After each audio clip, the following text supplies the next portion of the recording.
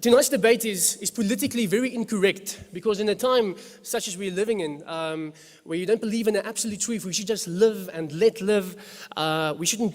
A debate such as tonight is just pushing Christians and Muslims further away from each other. Instead, many people would argue we should just hold hands and sing Kumbaya, and that's how we should approach these things. We shouldn't talk about these things. Now, the purpose of tonight's debate, ladies and gentlemen, is to better understand one another's positions.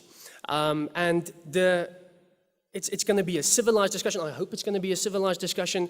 But I want to say that you shouldn't look at fancy rhetoric or cute slideshows. Try and look at the facts. And don't take these guys' words for it. Go and study these things afterwards for yourself. And I want to say that tolerism and the fact that we can tolerate one another presupposes truth, and it tolerates that which you don't agree with. And the basis for tolerance, the fact that we can live with one another, the fact that we can have Muslim friends, and if you're a Muslim Christian friends, and if you're a skeptic, you can have friends as well. The reason for that is mutual respect and love. The reason for that is not relativism. Although that's what the postmodern age wants us to believe, I would not agree with that. So I just won my argument. I want to encourage you guys afterwards, after the debate, to, in the foyer, just interact with one another. If you're a Muslim, try and get five new Facebook friends which are Christian. You guys can poke each other. Try and do it like that. So I really want us to interact between Muslims and Christians. And once again, if you're a skeptic over here, if you're an atheist, agnostic, you're more than welcome to also have a Facebook friend or two. I want to encourage you guys as well to, and I thank you for the laughter, and that's only allowed when the moderator is speaking. But when these guys speak, let's try and keep our appreciation for ourselves until they're finished, and then you can clap your heart out, or with your hands you can clap your heart out after they are finished. But please don't chant, don't shout anything whilst these guys are busy. Now, how it's going to work, both of them are going to have opening statements, then there's going to be a first rebuttal, a second rebuttal, a third rebuttal, and then a Q&A where you guys are going to have a chance to ask a couple of questions, but I'm going to explain that to you as we approach that. I'm going to introduce Yusuf later. Since Mike is speaking first, I'm quickly going to introduce Mike Licona to you. Mike Licona has a PhD in New Testament Studies from the University of Pretoria, and we will forgive him for that. He serves, it gets better, he serves as a research professor of New Testament at Southern Evangelical Seminary and as external research collaborator at Northwest University Potchefstroom. I think you can give him a hand for that. That's pretty impressive. Mike was interviewed by Lee Strobel in his book, The Case for the Real Jesus, and appeared in Strobel's video, The Case for Christ. He's the author of numerous books, including The Resurrection of Jesus, a new historiographical approach. Paul Meets Muhammad. He co-authored with Gary Habermas the award-winning book, The Case for the Resurrection of Jesus, and co-edited with William Dembski, Evidence for God, 50 Arguments for Faith, from the Bible, History, Philosophy, and Science. Mike is a member of the Evangelical Philosophical Society, the Institute for Biblical Research, and Society of Biblical Literature. He has spoken on more than 50 university campuses and has appeared on dozens of radio and television programs. Ladies and gentlemen, Dr. Mike Licona.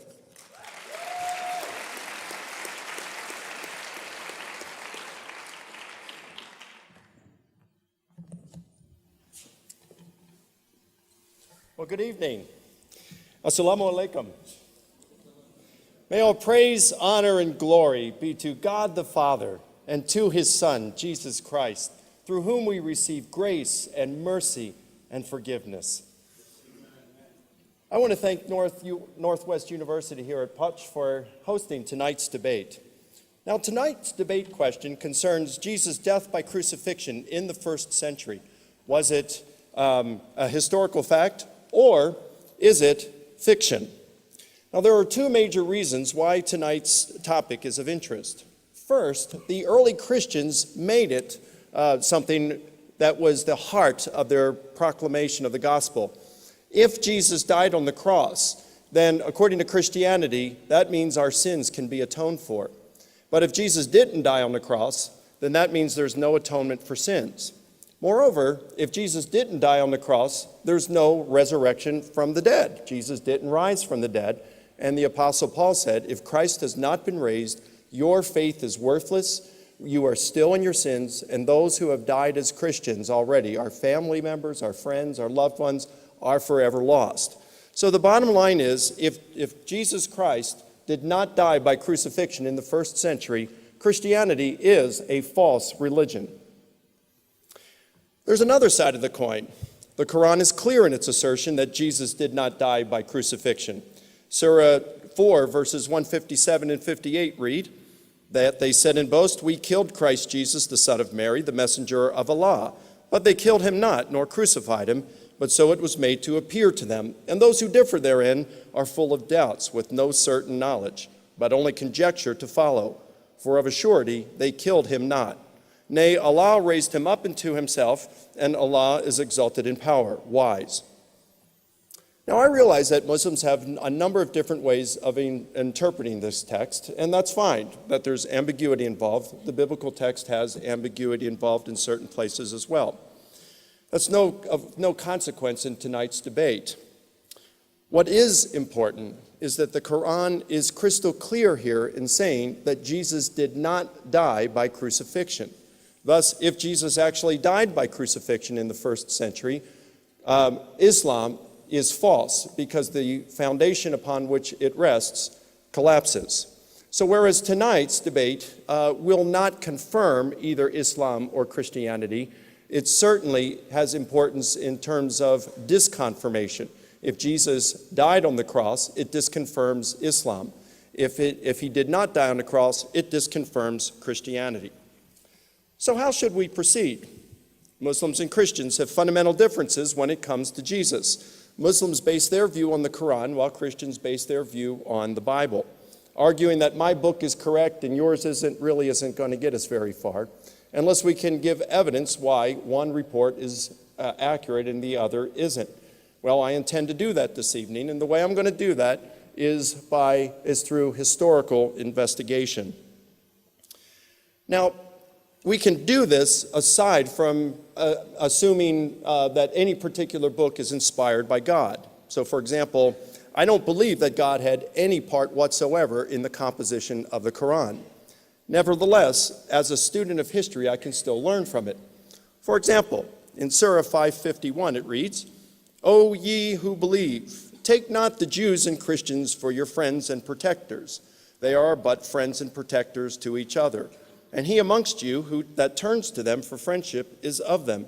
Verily, Allah guideth not a people unjust." Now again, I do not believe that God had any part in the composition of the Quran. Notwithstanding, as a student of history, it's easy to conclude, and everyone would agree, even Muslims, of course, that in the 7th century, when the Quran was being penned, we can know that Muslims were strongly discouraged from having friendships with Christians and Jews. Now, in a similar way, scholars who reject the Gospels as accurate biographies of Jesus can still learn about Jesus from them, and do it all the time. Atheists, agnostics, liberal Christians, Jewish scholars, doesn't matter. They still can mine through them, even though they don't believe it has been inspired by God in any sense, and learn things about Jesus and the early church. So, I personally believe that the Bible is God's word, but I'm not going to take a position such as that this evening. I'm not going to presuppose that the Bible is inspired by God or that it's even generally trustworthy. I'm going to bear the burden of proof as a historian to prove with reasonable and adequate historical certainty what I'm claiming. Thus, tonight, I'm going to defend two major contentions. Number one, I'm going to defend and argue that there are good reasons for holding that Jesus died by crucifixion. And number two, there are no good reasons for denying Jesus' death by crucifixion. Now, since Yusuf hasn't presented his case, I'm going to wait to hear what he has to say and address his arguments in the rebuttal periods. Thus, in my opening statement, I'm going to focus on my first major contention, that there are good reasons for believing that Jesus died by crucifixion, and I'm going to provide 6. Number one, the reports, and this is the longest one, the reports of Jesus' death by crucifixion are early. Jesus' death by crucifixion appears in numerous times in the Kerygma, or the official apostolic teaching, found in the oral formulas peppered throughout the New Testament. Perhaps the earliest report of Jesus' death is found in the tradition in 1 Corinthians chapter 15, verses 3 and following. And this reads, Christ died for our sins according to the Scriptures, and that he was buried, and that he was raised on the third day according to the Scriptures, and that he appeared. Now, virtually all scholars who have written on the subject agree that Paul here provides tradition about Jesus that he had received from others. There is likewise widespread agreement that it was composed very early, reflected what was being taught by the Jerusalem apostles, and is the oldest extant tradition pertaining to the death and resurrection of Jesus. So it's really quite amazing that what we are looking at here is certifiably an official and formal proclamation of the disciples on the death and resurrection of Jesus. Now let's put a bookmark here, and we'll return in a moment, because I'd like to take a brief look at Paul. Prior to the 1980s, it was popular among some scholars to hold that Paul radically altered the teachings of Jesus and his apostles to the point of offering doctrines that contradicted with theirs. That position has been largely abandoned by modern scholars, and let me show you why from three different angles. First, Paul was a young Jewish leader who hated Jesus, hated Christianity, and was persecuting the church. Then one day, in the midst of his persecutory activities, Paul had an experience that he sincerely believed was of the risen Jesus appearing to him. That experience radically transformed his life from being a persecutor of the church to one of its most able defenders. Now, just to give you a little idea of where this all falls, many scholars believe that Jesus was crucified. Well, we know he was crucified either in the year 30 or 35. And so it really doesn't matter which one. It's a matter of a toss of a coin, historically speaking. The evidence is pretty good for either one, so it's indeterminate. Let's just take the year 30 for this evening's debate. Many scholars likewise believe that Paul had his conversion experience 1 to 3 years later. So let's just call it 2 years later and say the year 32. Then in one of Paul's undisputed letters, Galatians chapter 1, Paul says that 3 years after his conversion, or let's say 35, he went up to Jerusalem and he met with the leader of the church, Peter. And he said he also saw James, the brother of the Lord. Now it's interesting to note that the Greek term Paul uses here for meet or visit with Peter is hysteresai, from which we get the English term history. This suggests that Paul's objective for going to Jerusalem was not to just sit there and talk about the rugby games going on in first century Jerusalem, but it was to talk about what actually happened with Jesus. Paul had not been a disciple of Jesus during his ministry, and so he wanted to get the whole 9 yards from those who had been, and who better than Peter, the closest one, at least one of the three closest disciples. Then Paul says in Galatians 2 that 14 years after that, he returned to Jerusalem for a second visit. Now, we don't know if this is 14 years after this first visit or 14 years after his conversion. But basically what we're looking at is 16 to 19 years after the crucifixion of Jesus. And he set his purpose for going up there, and he met with Peter, James, and John, the pillars of the church. And he went up there to run the gospel he had been preaching these years past them, to ensure that he hadn't been working in vain all these years. He wanted to make sure he's preaching the same thing they were. Imagine being in that room, Peter, James, John, and Paul talking theology. Wouldn't that be cool? Now, here you got them talking about that, and Paul says, they added nothing to what I had to say. In fact, they extended to me the right hand of fellowship. In other words, they were saying, you're good, Paul. Keep up the good work, brother. Now, if that's all we had on it, of course, that's Paul's story. But if that's all we had on it, it would be difficult to know whether Paul was telling the truth or lying. Fortunately, we have some corroborative evidence. Clement of Rome and Polycarp. Hey, some pretty cool names for you students. You get married and you want to have kids someday, just remember those names. Clement, Polycarp. You can name your sons that. So Clement of Rome and Polycarp were probably disciples of the apostles Peter and John, respectively. And had Paul's essential teachings then been in contrast or contradictory to that of Peter and John, we would have expected Clement of Polycarp to chide and correct Paul in their letters. And we have their letters, but we don't find them chiding and correcting Paul. Instead, we find Clement referring to the blessed Paul. In fact, in another chapter, he places Paul on par with his mentor Peter. Polycarp speaks of the glorious Paul who taught the message about the truth accurately and reliably. Polycarp then also quotes Paul's letters and refers to them as part of the sacred scriptures. Now, that's not the kind of things that you say about someone who's a heretic, but it is precisely the kind of words they would say about Paul if he had been preaching what their mentors, Peter and John, were preaching. We can also test Paul on the matter in 1 Corinthians chapter 7, a chapter about marriage.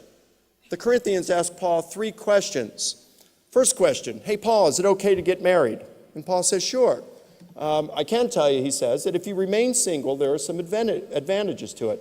You'll have more time and resources in order to devote to the kingdom. But, hey, this is my opinion. Do what you want on it. All right, Paul, second question. Can I get divorced? And Paul says, not I, but the Lord. In other words, this is no longer my opinion. I'm going to tell you what the Jesus tradition says, what Jesus said that's been passed along to me from the Jerusalem apostles. And then he gives the same teaching that we find in Matthew and Mark. Unless your spouse cheats on you, you can't get divorced. All right, Paul, third question. I'm married to a non-believer. Can I get divorced? And then Paul, he makes that strange statement that has baffled so many of us for so long. He says, not the Lord, but I. What do you mean by that, Paul? Is this not the red letter edition of the Bible we're reading? Are you saying that we don't have to pay attention to what you're saying if we don't want? That's not what Paul's saying. Paul's saying that Jesus didn't teach on this, so there's no Jesus tradition. After all, before the church was formed, there was no being married to a non-believer. I suppose everybody was a non-believer at that point. So new issues come up that Jesus didn't deal with during his ministry. And so Paul's saying there's no Jesus tradition on this, so let me give a ruling. And he basically says, if you're married to a non-believer and they want to get a divorce, you can get a divorce. But if they want to remain married to you, you got to remain married to you. And he says, this is my command, pass it along to the other churches. So what does this marriage stuff have to do with Paul? What's really neat here is where we contest Paul, we see that he refuses to do what skeptical theologians for many years now have accused him of doing. When he needed authority behind one of his teachings, inventing words of Jesus and saying that Jesus taught it instead. Now, we see Paul refuse to do precisely that when it came down to keeping the Jesus tradition there, he kept it pure. He would not commingle the Jesus tradition with his own teachings, and he made it clear when it was Jesus tradition and it was his own teachings. So, let's come back to our bookmark. We now have 3 reasons for concluding that Paul's teaching did not contradict those of Jesus or his disciples. First, Paul reported that the Jerusalem apostles certified that his teachings were right in alignment with what they were teaching. Second, disciples of Peter and John reported that Paul was teaching the message of Jesus accurately and reliably. And third, where we can test Paul, we find him being painfully careful to preserve the Jesus tradition that had been handed down to him. And it's this Jesus tradition that we just read in 1 Corinthians 15, verses 3 through 5. Therefore, we can be entirely confident that when we're reading this kind of oral tradition in Paul's letters, we're hearing the voice of the Jerusalem apostles on these core issues. So, reason number 1 for holding that Jesus died by crucifixion is that the reports are early and originate with Jesus' apostles. Number 2, Jesus' death by crucifixion is attested by sources unsympathetic and even hostile toward Christianity. Josephus, Tacitus, Lucian, and Bar Serapion are all aware of Jesus' execution. Lucian adds that Jesus was crucified in Palestine, while Tacitus and Josephus report that it was Pilate who had him crucified, just as reported in the Gospels. Number 3, Jesus' death by crucifixion is multiply attested by a fair number of ancient sources. In addition to those unsympathetic sources just mentioned, Jesus' execution is widely reported in the early Christian literature. All 4 canonical Gospels report Jesus' death by crucifixion, as do numerous other books and letters of the New Testament. Jesus' death is also abundantly mentioned in the non-canonical Christian literature. Reports of Jesus' death by crucifixion also appear in multiple literary forms, being found in annals, historiography, biography, letters, and traditions in the form of creeds, oral formula, and hymns. This is the strongest form of multiple attestation historians can ever hope for. Number 4, the reports of Jesus' death by crucifixion in the Gospels satisfy the criterion of embarrassment. This criterion states that when an author reports embarrassing content that could serve to discredit a cause he embraces, this weighs in favor of the truth of the report. This point is seldom appreciated when we read the passion narratives in the Synoptic Gospels. In numerous accounts in ancient Jewish martyrdom literature, the Jewish martyrs act bravely under extreme execution and torture. The book of 2 Maccabees reports of 7 brothers who had the skin peeled off their heads, their tongues cut out, and then their hands and their feet cut off. Finally, when they refused to break the Jewish law, they were placed in a red-hot pan and fried alive. While enduring their tortures, the brothers deride their cruel king, saying, "Their body parts will be restored to them, but for you, O king, there will be no resurrection." Their courage and resolve are remarkable. But just as remarkable is the fact that several of the brothers are deriding the king after their tongues had been removed. Thus, we know that there can be some fictitious details in these martyrdom accounts.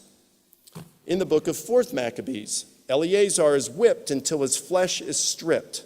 He then communicates that more painful than torture is the thought of compromising his character and becoming a poor example for the young and thought a coward. He was then burned to the bone and about to die when he prays to God, informing him that he had endured to the end in spite of the fact that he could have saved himself by breaking God's law.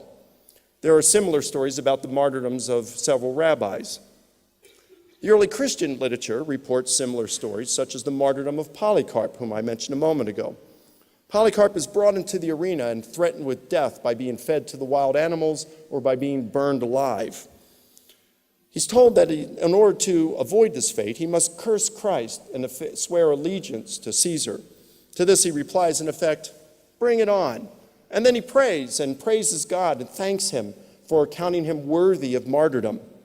Well, the Roman official condemns him to the flames. But to everyone's surprise, the flames won't consume him. When the executioner sees this, he takes a spear and stabs Polycarp, killing him. When he pulls out the spear, all this blood, so much blood comes out of Polycarp that it extinguishes the flames. Now, it appears in these stories of martyrdom that historical recollections are sometimes mixed with embellishments in order to honor the martyr as well as to provide encouragement to readers who may be facing a similar situation. In these accounts, the martyrs are valiant and strong to the very end. But when we come to the Synoptic Gospels, reports of Jesus' arrest and execution portray a Jesus who is weaker and far less valiant than the martyrs. In the garden, Jesus anguishes over his impending treatment and wants to avoid it if at all possible. This would certainly not inspire those to whom Jesus had told a little earlier that if you want to be my disciple, you got to take up your cross and follow me. Jesus' request for God to remove the cup from him if possible stands in sharp contrast to the defiant words of the martyrs, "Racks and stones may break my bones, but resurrection awaits me." Rather than proclaiming, like the Jewish martyrs, that he will not forsake God's law, Jesus cries out, "My God, why have you forsaken me?" Now, given the embarrassing nature of these comments for first century Christians, they are very unlikely to be inventions of the early church, but are instead accurate recollections. Accordingly, the embarrassing elements in the Passion narratives weigh in favor of Jesus' death by crucifixion. Number 5, there was a very low probability of surviving crucifixion.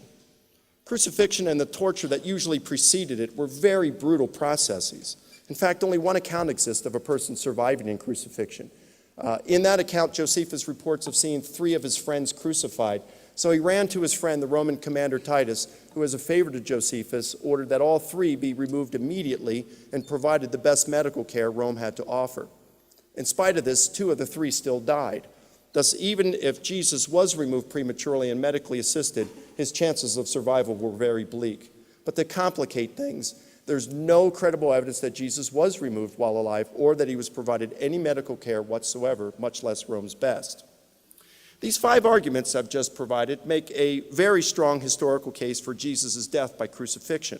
And notice that none of them require that the Bible be inspired or without error.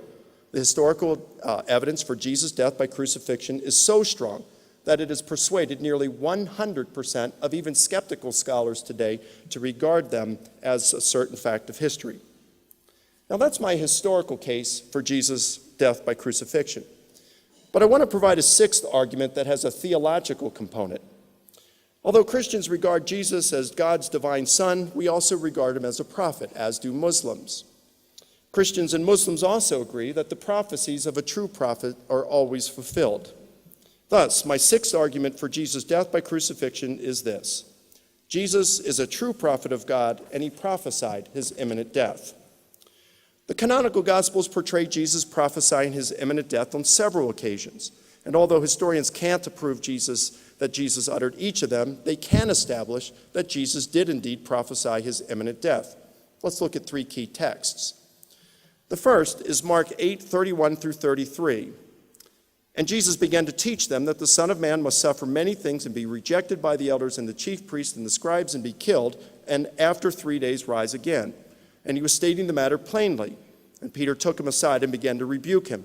But turning around and seeing his disciples, he rebuked Peter and said, "Get behind me, Satan, for you are not setting your mind on God's interest but man's." Now there are a number of reasons for regarding this exchange between Jesus and Peter as historical. First, we find 2 statements that are unlikely inventions of the early church given their embarrassing nature. Peter has the audacity to rebuke his master, Jesus, who in turn rebukes the disciple who would become the lead apostle in the post-Easter Jerusalem church, even calling him Satan. The disrespect shown to Jesus by Peter and Jesus' stern rebuke are certainly not inventions of the early church, but are very probably authentic recollections. Both rebukes are also strongly linked to Jesus' prophecy of his death and resurrection, since there's no occasion for either rebuke without Jesus' prophecy concerning them. There also appear to be Semitic elements and the parallel text in Matthew 16:21, 23, specifically the terms kingdom of heaven and flesh and blood. This suggests pre-Matthean tradition independent of Mark. Thus we have multiple attestation. Third, we find Jesus' use of his favorite self-designation, Son of Man, which is dissimilar to how the early Christians referred to him. Thus, the authenticity of Jesus' saying in Mark 8:31 is supported by the criteria of embarrassment, multiple attestation, and dissimilarity. Mark 9:31 is a second text in which many scholars have recognized that Jesus' saying concerning his imminent death is probably quite early. And that's given the presence of a pun when translated into Aramaic. The Son of Man is handed over into the hands of men. And the Greek paradidotai is handed over, which may be traced to the Aramaic participle in the divine passive. Moreover, once again, we find Jesus' self-designation as the Son of Man. So the authenticity of Jesus' saying in Mark 31 is supported by the criteria of early attestation and dissimilarity. In the third text, Jesus institutes taking the bread and cup as a reminder to his disciples that his body and blood were about to be broken and poured out for them. These statements from the Last Supper are supported by primitive tradition preserved in the pre-Pauline material in 1 Corinthians 11 and Luke 22, appearing nearly word for word in the Greek. So you can see up here in 1 Corinthians 11 and Luke 22, it's word for word, except that Luke has added the word given.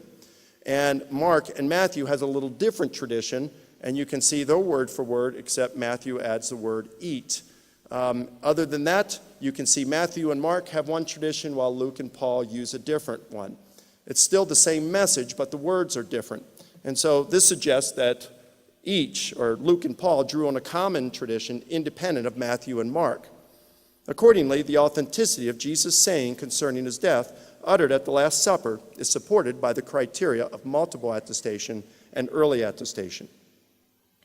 So in summary, Mark 8:31 is multiply attested and contains features that are embarrassing as well as dissimilar to the teachings of the early church. Mark 9:31 you can see, and the Last Supper have these. Therefore, our three sayings of Jesus have a strong claim to originate with Jesus, and accordingly, we can have a high degree, a very high degree, of historical certainty that Jesus prophesied his violent and imminent death. And if he was a true prophet of God, as both Muslims and Christians believe, we can be confident that his prophecy was soon fulfilled. Now, this creates a horrible dilemma for Islam. Because if Jesus died a violent and imminent death as he prophesied, then the Quran is mistaken because it says he didn't. On the other hand, if Jesus did not die an imminent death as he said, as he prophesied, then the Quran is mistaken because Jesus would be a false prophet and the Quran refers to him as a true prophet of God. Either way, the Quran is mistaken. It is not the word of God. Now, this is an appropriate place to draw an important distinction between Islam and Christianity. Because as an evangelical Christian, I believe the Bible is God's word without error. However, different from Islam, such a belief is not part of what one may call the essentials of the Christian faith. In other words, the truth of Christianity is not contingent upon the doctrine of biblical inerrancy. Christianity is true because Jesus rose from the dead, not because every word in the Bible is true. So it's not an all or nothing matter when it comes to the Bible. Christians believe that God inspired the biblical writers, but we have no idea really how this occurred. We find a different situation, however, when we examine the relationship between the Quran and Islam. Since Muhammad claimed that the Quran had been dictated to him word for word, there's no room for any historical errors.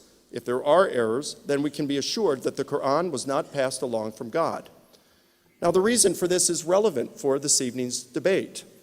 Aside from the Quran, there are no reasons for holding that Jesus did not die a violent and imminent death. Since we can know that the Quran is mistaken on the matter of Jesus, we are left with no reason for rejecting the abundant historical and theological evidence that Jesus died by crucifixion. Moreover, since the truth of Jesus' death by crucifixion is not contingent on the Bible being inspired by God, drawing attention to some alleged problems posited by skeptics carries little, if any, weight, since it fails to address the 6 arguments I presented for Jesus' death by crucifixion that are based on knowable historical facts. In summary, I provided 6 reasons for concluding Jesus died by crucifixion. 1, the event is reported by early sources, some of which can reasonably be traced to the Jerusalem apostles. 2, the event is reported by unsympathetic sources who were not biased toward a Christian interpretation of events. 3, the event is multiply attested by numerous ancient sources and in multiple literary forms. 4, the passion narratives are credible since they fulfill the criterion of embarrassment. 5, the probability of surviving crucifixion was very low. And 6, Jesus was a true prophet who prophesied his violent and imminent death. When open to possibilities, historians must be guided by probabilities. Given these 6 arguments I presented by Jesus' death by crucifixion, a very strong burden of proof falls on anyone who would deny it. Accordingly, given the very strong evidence we have for Jesus' death by crucifixion, without good evidence to the contrary, the historian must conclude that Jesus was crucified and that the process killed him. Thank you.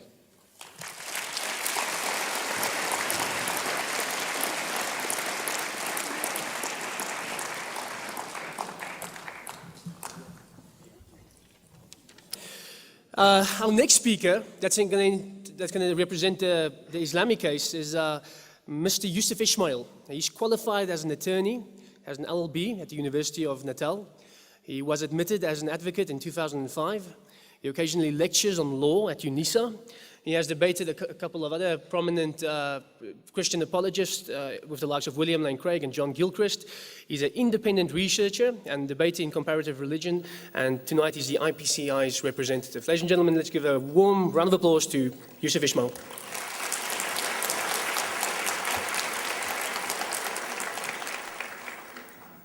Could I just put that there and put that down? Okay. Hello, everyone. Good evening, or should I say, is it goeienaand or goeienaand? That was a delightful presentation by Mike, and thank you again, once again, to Johan and the rest of the team. This is a great program that we're basically having. I want to start off with a positive contribution of my own, and from my own thoughts, why I firstly accept the Quranic position on Jesus, and why I have reservations on the biblical position. Let's begin with where we agree. Muslims and Christians generally do agree that Jesus was one of the mightiest messengers to walk the earth. He was a servant, a prophet, a messenger. The Quran, for example, refers to Jesus as the Messiah, a title very dear to Christians when referring to Jesus. For Muslims, Jesus performed many miraculous deeds. The Quran does not differ on the enunciation of Christ as given to Mary and as recorded in Luke's Gospel on one essential point. And for this reason, generally, Muslims do believe in the virgin birth and his miraculous deeds. A Muslim must of necessity, in his faith in the Quran, believe in Jesus. A Muslim cannot remain a Muslim without, of course, believing in Jesus. So at least we agree that Jesus was a great man of God and that the message he preached was the message of God. Now, we do have slight differences on the end of his life, but even there are agreements. Muslims and Christians generally can proclaim that God exalted Jesus. There is a sense that a prophet may be rejected in his community, he may be persecuted, and he receives a final vindication from God that God is on his side. And God will actually make that known either in this life or in the life hereafter. In Surah 4, verse 158, you read the expression, "Bar rafa'ahu Allahu ilay," but God raised Jesus up unto himself. And that corresponds to the biblical idea of exaltation. You find one particular example about Enoch in Surah 19, mentioned as Idris. In the book of Genesis, we are told that he walked with God and was no more because God took him. In the Quran, you'll find a similar passage, وَرَفَعْنَا مَكَانًا عَلِيًّا, that God will obviously exalt him up unto himself. And so in a similar way, God exalts Jesus. Now, we have listened to Mike's presentation with care, and we know how important it is for Christians to believe in the crucifixion. What does the Quran say? In Surah 4, verse 157, you read the expression, وَقَوْلِهِمْ إِنَّا قَتَلْنَا الْمَسِيحَ عِيسَى ابْنَ مَرْيَمَ رَسُولُ اللَّهِ وَمَا قَتَلُوهُ وَمَا صَلَبُوهُ. They said in boast, we killed Christ, Jesus, the son of Mary, the apostle of God, but they killed him not, nor crucified him, but it was made to appear so unto them. And those who differ therein are full of doubt, having no certain knowledge, but only conjecture to follow. For of a surety, they killed him not. Nay, God raised him up unto himself. Now, many people will say that, look, maybe the Quran is in error because the crucifixion is a historical fact, as Mike purportedly suggested, and the resurrection is obviously attested in Christian literature and the teachings of Paul. So isn't the Quran wrong on this particular point? Well, I think not. It's important that there are actually two issues that we need to be looking at here. One, the claim that Jesus died, and second, the claim that Jesus rose from the dead. And they are interlinked. A book has basically just been written a couple of years ago by an evangelist in the United States called Norman Geisler. And this book is called The Battle for the Resurrection. In this book, he writes that it is essential that we prove that the person who basically appeared to his disciples and resurrected in the post-crucifixion appearances is the same person who died in the first place. Otherwise, you can have a situation where one person allegedly dies, the body goes missing, another person comes and appears and resurrects, and they say, oh, he was crucified, he died, and now he's risen from the dead. So, in that case, in terms of which you would then have an issue of mistaken identity. And that basically is a problem. How does one prove from the gospel material that Jesus basically died and he rose from the dead? In other words, there has to be a confirmation of the supposed identity of the individual, and this is where the problem occurs. If you look at the post-crucifixion appearances that are shown in the Gospels, generally there is some degree of question on the identity of the person. If you take one particular example, in the Gospel of Matthew, it has it when Jesus appeared to his disciples on a certain mountain in Galilee, they saw him, they worshipped him, but they doubted. Some translators would have it that some doubted, but it seems that the New American Bible and the RSV in Matthew 28:17 would say that the more accurate translation is that the disciples of Jesus doubted when they saw Jesus in the post-crucifixion appearances. Mark's gospel does not have an account of the post-crucifixion appearances of Jesus or the resurrection, which begs the question, why not? In Luke's gospel, you have a question where Jesus appears to two of his disciples on the road to Emmaus. He joins them, he engages in a conversation with them, and he walks some miles. And then afterwards, he joins them to break bread. And when they break bread, that is when they recognized him. Now, why is it that in the long journey, the disciples of Jesus could not recognize him, who he was? And then they started to say to each other, didn't our hearts burn when we walked on the actual road? So in other words, it's significant that not from seeing his face or from hearing the voice print that they in fact recognized Jesus, but in the manner in which he broke bread, which means there was an element of doubt. What about Luke's gospel? In the upper room, when Jesus appears unto them, they were terrified and affrighted because they thought he was a ghost. Now, why would the disciples of Jesus think that the man was a spirit? Did Jesus look like a ghost? Did he look like a spirit? And the answer is no. So he then basically shows them his hands and his feet, and he says, it is really me. So what's the point that Jesus is trying to prove here? What's the idea? Flesh and blood. Touch me and see. A spirit has no flesh and bones, as you see me have. So it seems then that the continuing motif in all these narratives is that Jesus is trying to prove his identity to the disciples through some other means. In other words, look at the alleged crucifixion wounds and believe that it is me. What about John's Gospel? On chapter 21, Jesus appears to his disciples on the lake of the shore of Tiberias. And when he appears to them, they sat and had breakfast with him. But none of them dared to ask who he was, because they were sure it was Jesus.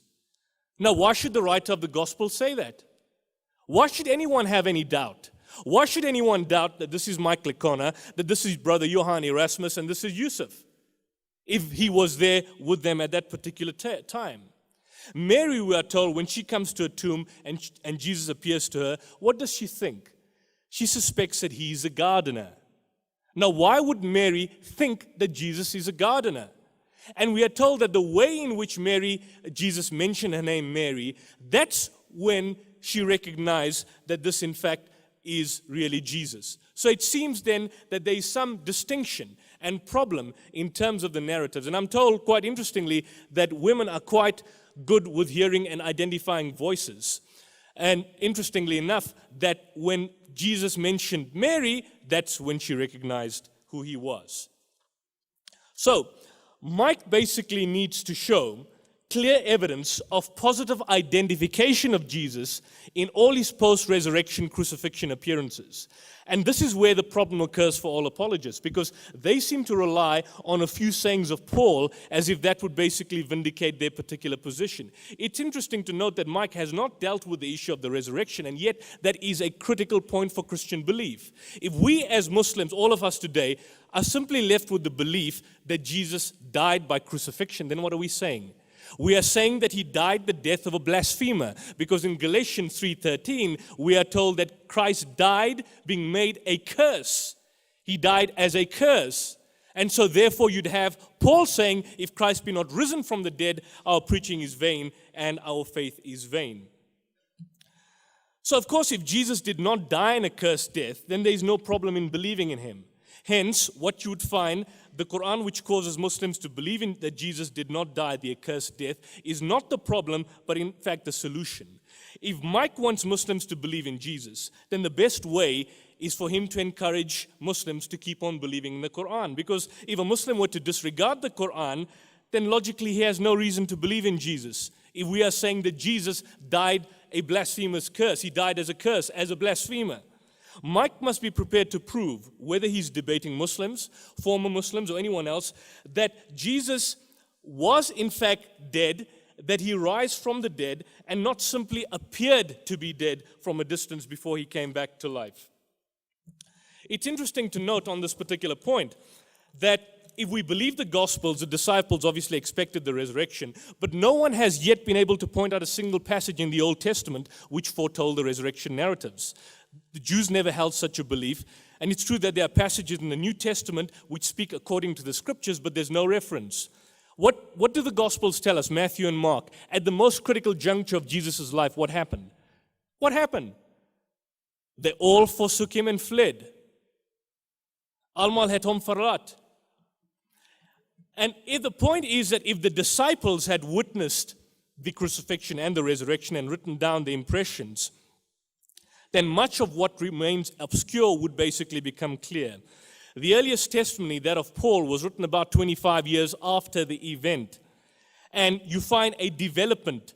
Very soon, the disciples, confused by the growing Christological distortions, became incapable of restoring it in its original form. Let's look at the earliest source, which Mike pointed out, 1 Corinthians chapter 15, verse 3 to 8, where he says, "First of all, I delivered unto you that which I received, how that Christ died for our sins according to the Scriptures, and he was buried, and he rose again from the dead, and he was seen of Cephas, then of the 12, then of 500, of whom the greater part remain unto this present, but are fallen asleep." Now, there's a problem here. Paul, particularly in this particular narrative, has no personal knowledge, and he's delivering first what he actually received at Jerusalem from James and Peter. The list of appearances that he presents here seem to be chronological, but it's noteworthy that Paul does not mention any appearance to Mary Magdalene or any other woman, nor does he mention the appearance to Ananias. Now, if he had known of all these appearances, surely he would have mentioned them, but why does he not mention them? It follows, as a matter of course, and James and Peter themselves must also be ignorant of this fact. Paul speaks of Jesus having appeared to Peter by himself, but of this the Gospels are silent, and then to the 12 apostles, Judas having killed himself, only 11 were left, and Matthias was selected subsequently. We know that none of the evangelists witnessed the resurrection of Jesus. We have the epistles of Peter, James, John, and Jude, all of whom are said by the evangelists to have seen Jesus after he rose from the dead, but in none of their epistles is there any mention, much less that Jesus was seen. Now, coming to this particular issue on the crucifixion, and I said they are both intertwined together, the death, according to Jürgen Moltmann, the death of Christ is the center of all Christian theology about creation, about sin, rest, or their focal point rest in the crucified Messiah. Now, it's quite interesting that even the idea of the cross or the crucifix, here you have a slide where Egyptians, an Egyptian illustration where, what are they wearing? They're wearing crucifixes.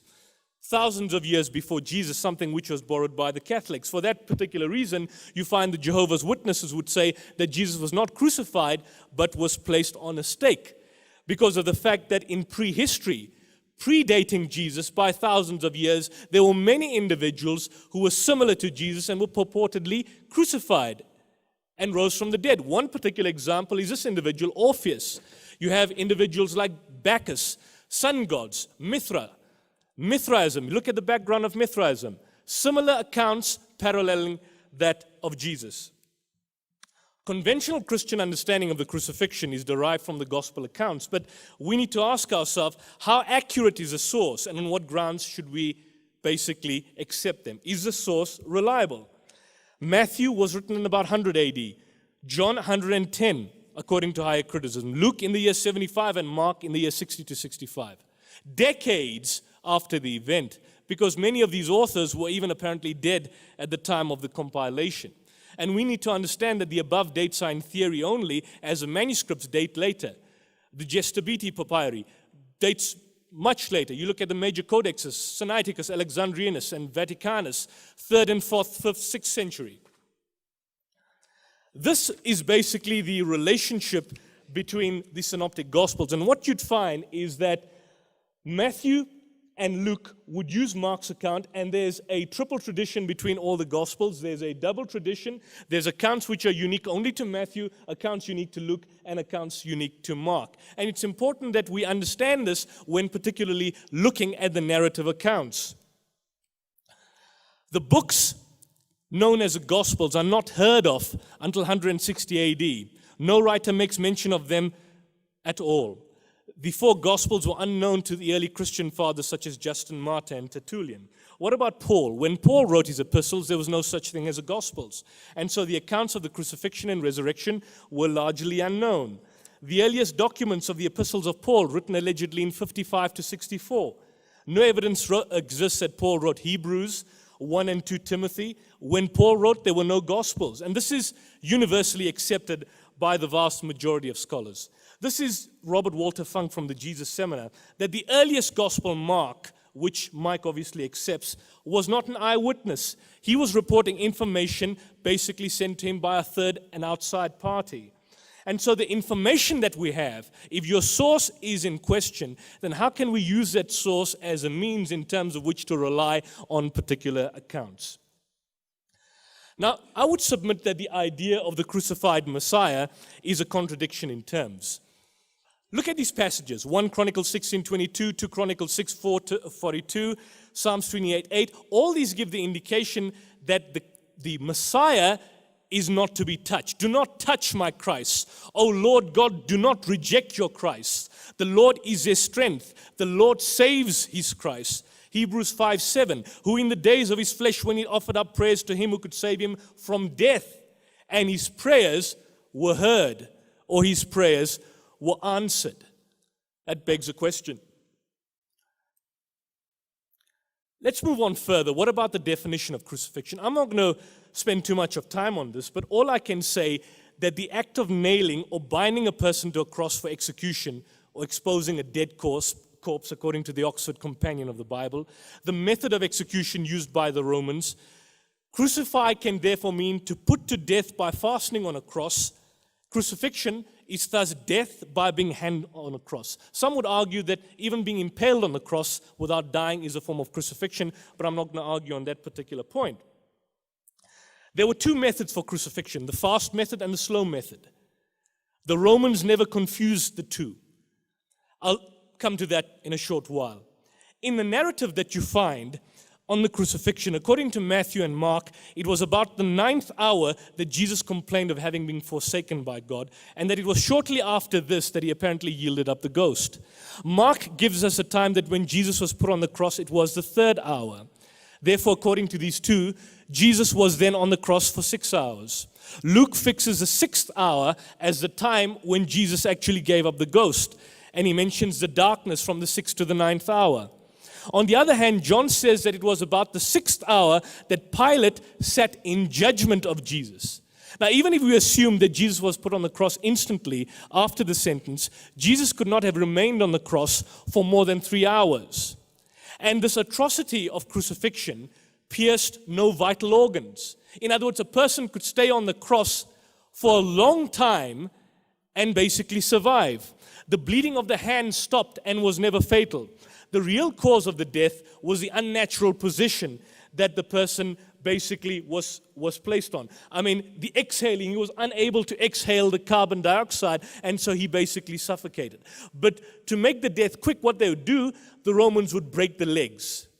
They'd break the legs and then you have a quick, fast death. If they don't break the legs, you have a long, lingering death. William Hanna, in his Life of the Christ, asserts that a victim almost always survived the first day, lived generally over the second day, and occasionally even up to the 3rd day.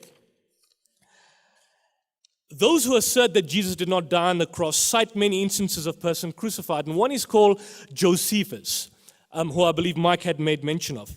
What happened with Josephus on this particular instance? Josephus comes to a particular place. He says he sees 3 people being crucified, and he asks the ruler, Titus Caesar, to bring them down, and they're all brought down alive. They're then given medical treatment. 2 of them die anyway, but one basically survives. And so it cannot be pointed out that Jesus as a Jew as such, and so and that particular point, you have a case where people are surviving the crucifixion. We also further told in Deuteronomy 21 verse 23 that in Jesus' case, his body shall not remain on the tree, but thou shalt in any wise bury him that day, for him that is hanged is accursed of God. So the Jews, as much as they were in a hurry to put Jesus up on the cross, they were in a hurry to bring him down. So it means that he would be for a lesser time on the cross, and there would be lesser reason for Jesus to have actually died. Further, we are told that there was darkness from the 6th hour to the 9th hour, the like of which we have not seen. It was so intense that even the sun was darkened, and the sun ceased to be basically visible. In these circumstances, when confusion prevailed, the body of Jesus was basically removed. The bones were not broken. The bones, again, was a fulfillment of prophecy. The bones of Jesus would only be basically of use if he was alive, not if he was dead. It's interesting to point out that in John's Gospel, and I'll come to this shortly, that when the spear thrust occurs, according to Encyclopedia Biblica, Jesus was still alive. That's why today, many Christians, in fact, there is no consensus at what particular point did Jesus die. What point? And therefore, in the rebuttal, Mike needs to come up and tell us, when exactly did Jesus die? If he can point out a specific point in time when Jesus died, then we'll be obviously willing to hear him. But there is no consensus in terms of when Jesus died or not. There was doubt about Jesus' death at the time from the Gospels. Dean Farah writes that the Docetic sect of the Gnostics, Jesus only seemed to have died. Tertullian, for example, had his doubts, and so had Origen, who basically said, they questioned whether Jesus died or not. Pilate himself marveled. How is it possible for Jesus to have died in such a short time period? And so we are told in Deuteronomy 21:23, the body shall not remain on the cross. So to sum up, Jesus was on the cross, if at all, for 3 hours. According to some gospel accounts, 9 hours. According to John 19:14, Jesus was before Pilate at the 6th hour, which means he would have been a shorter time on the particular cross. The crossmates were still alive at the 9th hour. The legs of the crossmate were broken because they were alive. Jesus' legs were not broken. Pilate marveled. Now, why would Pilate marvel? He knew from the past that no man could die in such a short period. And so the crucifixum needed to be resorted to. Pilate expected Jesus to be alive and not dead. For that particular reason, we are told, but before I come to that, we are then subsequently told that as a result of that, the Pharisees, thinking that they had been cheated, they come and they then say, command that the sepulchre be made sure until the 3rd day, lest his disciples steal him by night and say unto the people, he is risen from the dead. So the last error shall be worse than the first. Now, what was the first error and what was the last error? The first error could not therefore be other than Jesus had been taken down from the cross much earlier than was necessary, and that his bones had not been broken. And as a result of which, Jesus, according to them, had not been killed. That was the first error. They therefore prayed that if he wasn't killed on the cross, they needed to keep the sepulchre secure so that he would eventually die inside the tomb. But they were a day late. They were a day late because Jesus could have been removed from the tomb even on the Friday evening. So there's one peculiar feature about the alleged death of Jesus. Nowhere in the Gospels of Matthew, Mark, Luke, and John is a positive statement of an eyewitness recorded that Jesus died on the cross, or that he was dead, or that they removed him from the cross or placed him in the tomb. None of the disciples was present on the spot, and the Jews, as we already know, had their own particular doubt. Now, Mike gives us the indication that crucifixion, there's a very low chance of surviving crucifixion. Well, let me tell you this. In the Philippines, annually, people are crucified. They are nailed to the cross and they're hung up. And they are tied. This is one example. These are mass crucifixions that take place in the Philippines, where they are tied. And forget about the Philippines. Hier is 'n Afrikaner mens, Peter van der Berg. This South African did one better than the Filipinos. And this is from a town in KwaZulu-Natal called Newcastle, where this individual had a 6-inch nail driven through him. And he was basically put up and hanged up and kept there. And what happened? Did he die? Did he die through crucifixion? Of course not. A 4-inch nail was driven through Mr. van der Berg. An 18-inch spike was piercing his thigh. And basically, many people thought that the ceremony was disgusting. But the point is, he was crucified. He didn't die. So there is a high chance of surviving the particular crucifixion. In the Markan account, Pilate, when first requested to release the crucified body of Jesus for burial, expressed amazement that Jesus had died. Now, it's obvious that Luke and Matthew make no mention of this. Why not? Raymond Brown thinks that the reason that Matthew and Luke omitted mention of this is that the readers of Mark, learning of Pilate's initial doubt, may also exercise the same doubt. So in Mark's gospel, you have the doubt of Pilate, Pilate marveling. And if Matthew and Luke had those particular narratives, then we'd have a situation where basically the readers of Matthew, Luke, and subsequently John would have those same particular doubts. The next question Brown addresses was the length of time that Jesus had hung on the cross so short that his death might have amazed authority. I mean, let's look at it from this angle here. The fact that Jesus is believed to have been seen alive after the crucifixion may mean that he survived the attempt on his life, unless we have clear evidence that he died in the process. Let's look at Pontius Pilate. He was a man of influence. Did he want Jesus dead? Did he? No. According to the Bible, Pilate wanted to free Jesus, but the Jews said, we'll blackmail you if you free him and you're no longer a friend of Caesar's. So, if there was a way to let Jesus escape without him being blackmailed, and without a case to present to Caesar, in that particular case, basically Pilate would let him go free. Pilate's wife was another person of influence. According to the Bible, she was having nightmares on account of Jesus.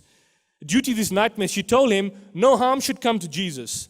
By the way, Mike could perhaps answer, where was the governor's wife on the night of Jesus' entombment?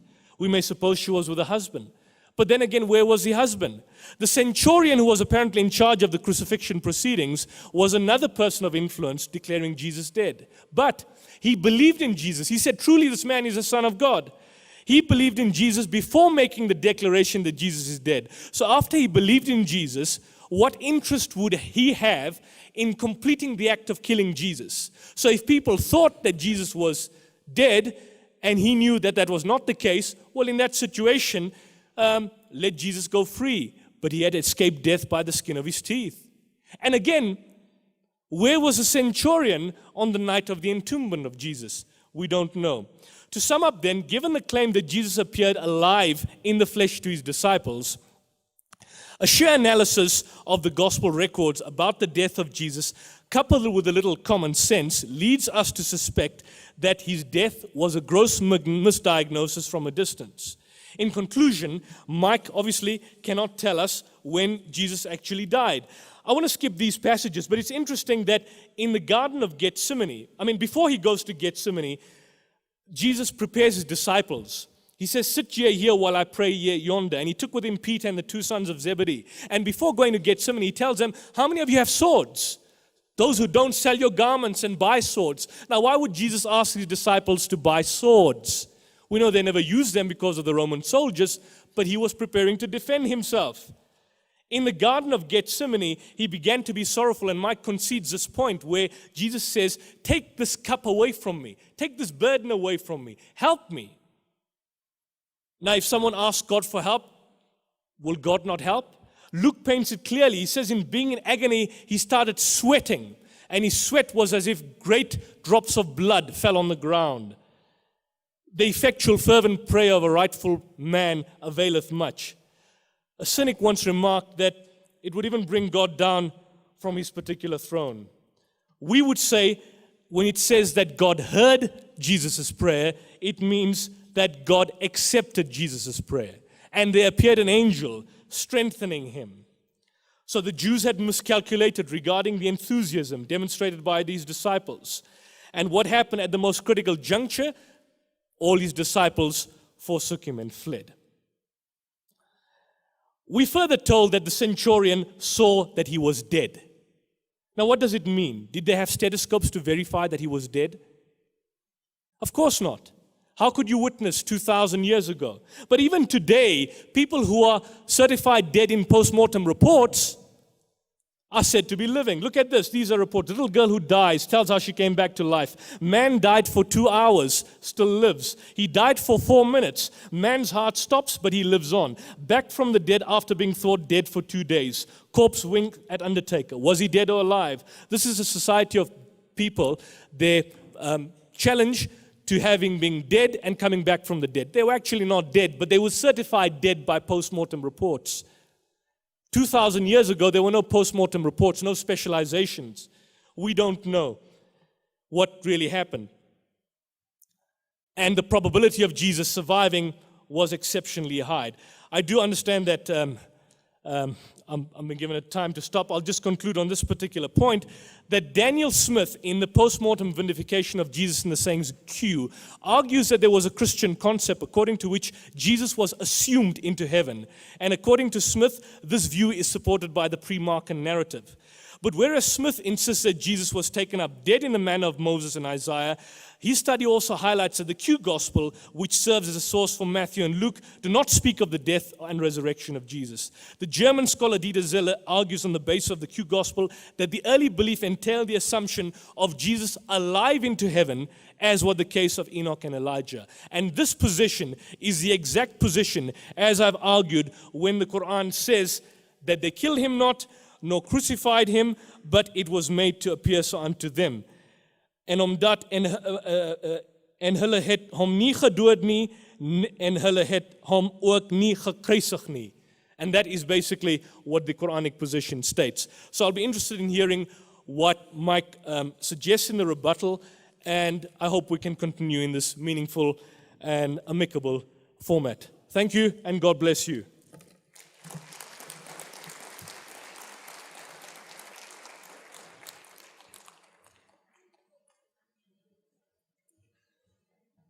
Okay, we now get to the interesting part of this discussion, where there's going to be chance for a rebuttal. Mike is going to have a 15-minute rebuttal now, although he's going to get a minute and a half extra because Yusuf refused to acknowledge my authority as moderator and went a minute and over, 1.5 minutes over. So, Mike, you've got 16.5 minutes. Ladies and gentlemen, Mike.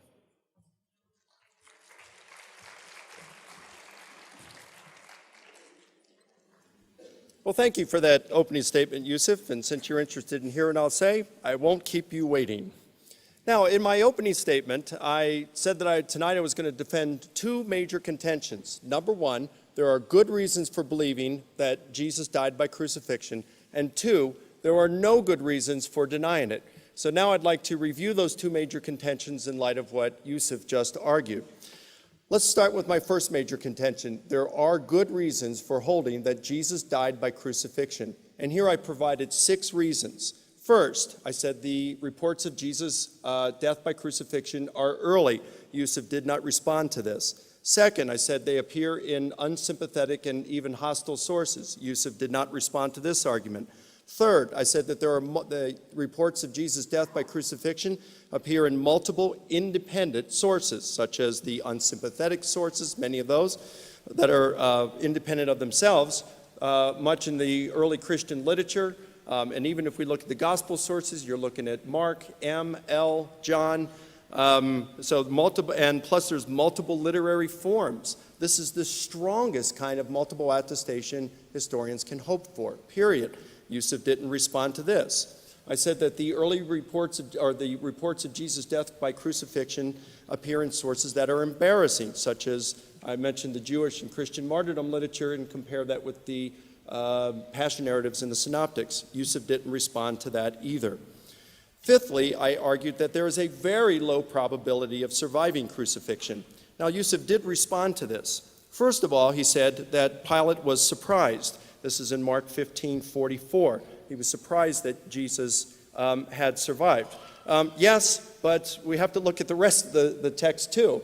This is called the cherry-picking fallacy, because the cherry-picking fallacy is like when you pick, the cherry picker picks a few really ripe cherries off the tree and presents them as that's what the whole tree is saying.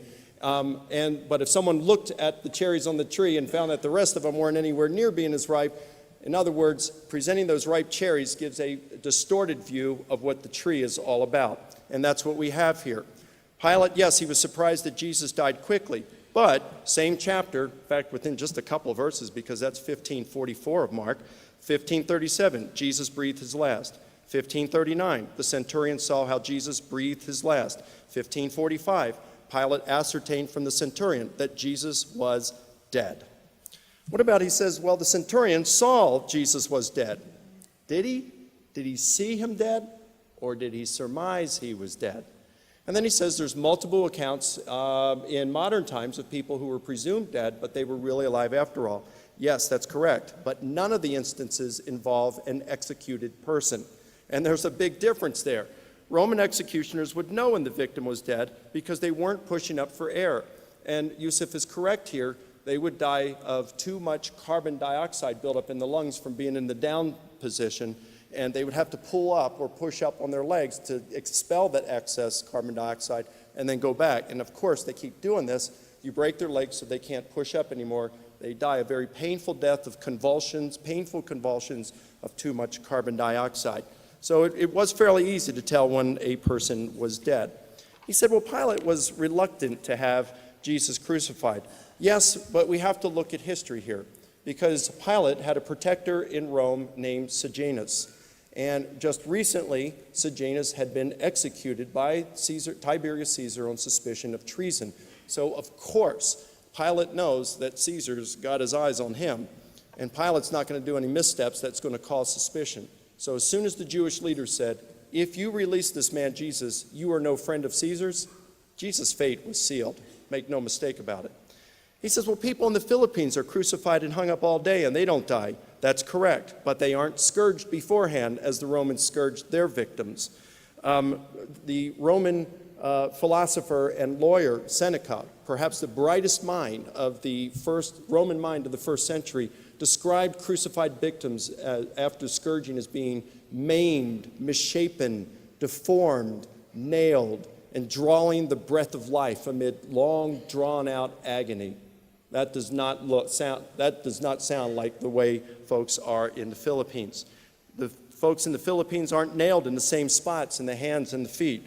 They have something to stand on, which the ancient victims of crucifixion in Rome didn't have. They didn't have these little platforms that they put their feet on. That didn't come until the 3rd or 4th century. So it's not at all the same process. Okay, he also said that it was shown in antiquity that victims could last up to 3 days. That's correct, outside of Jerusalem.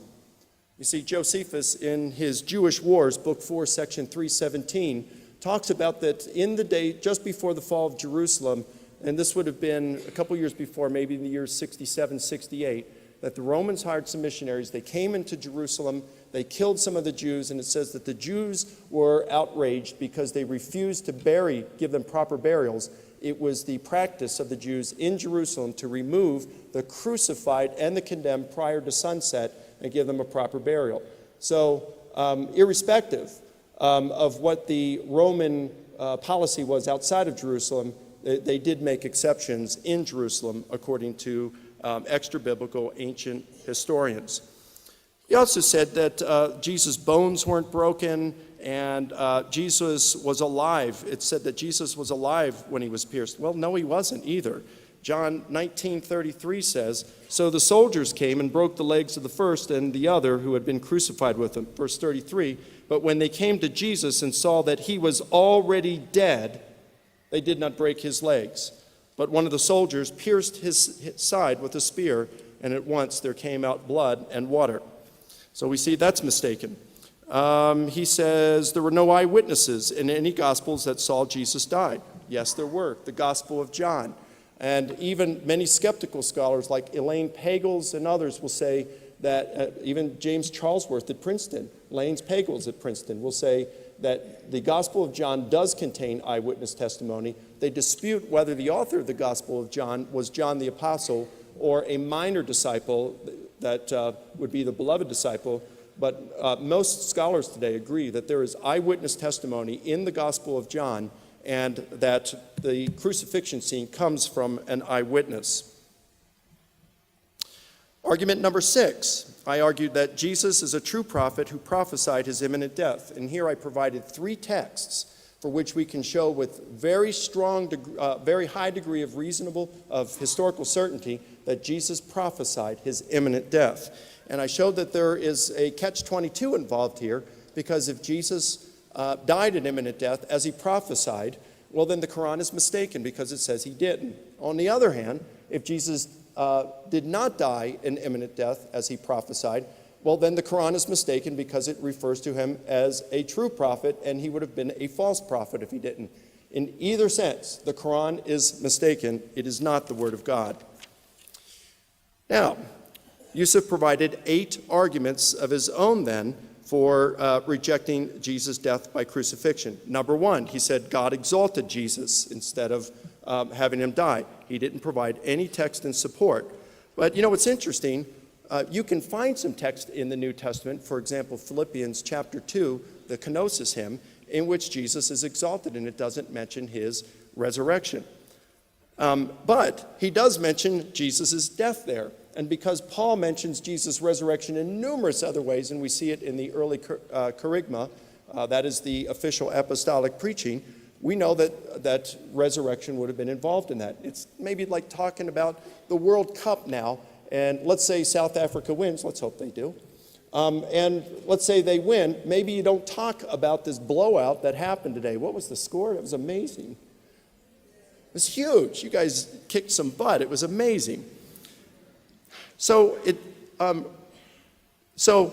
these would certainly include death, as the Philippians 2 hymn does. Number 2, he said Jesus died, would have had to have died then, if the scriptures of the New Testament's correct, as a blasphemer and as a cursed one. Well, the Jewish charge was of blasphemy because of Jesus' statement before the high priest that he claimed to be the Messiah, the Son of God, and the apocalyptic Son of Man in Daniel 7, who would be worshipped and served as only God is served. In other words, he was saying, my Father and I have the same DNA. We're made of the same stuff, and I'm going to come back as a co-occupant on his throne. That's why he was charged with blasphemy. It doesn't mean he's a blasphemer. It only means you're a blasphemer if what you're saying is false. The Jewish leaders didn't believe it. Did he die as a curse? Yes. So he could be an atonement for our sins.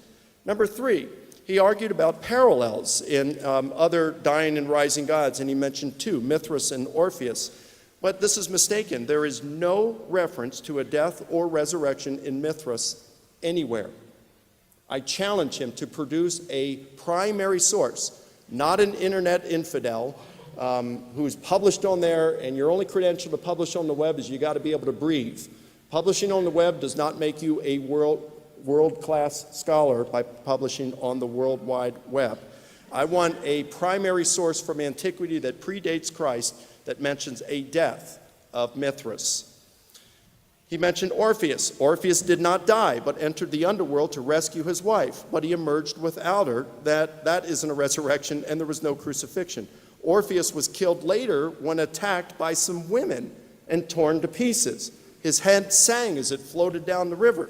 So I don't see where this really has anything to do to call into question the crucifixion of Jesus.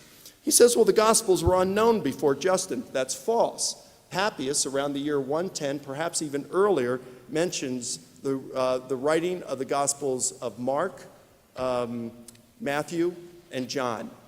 And then later on, it's Justin who mentions Luke. He says that Mark was not an eyewitness. No, but Papias does record that Mark recorded the memoirs of Peter. And this is multiply attested.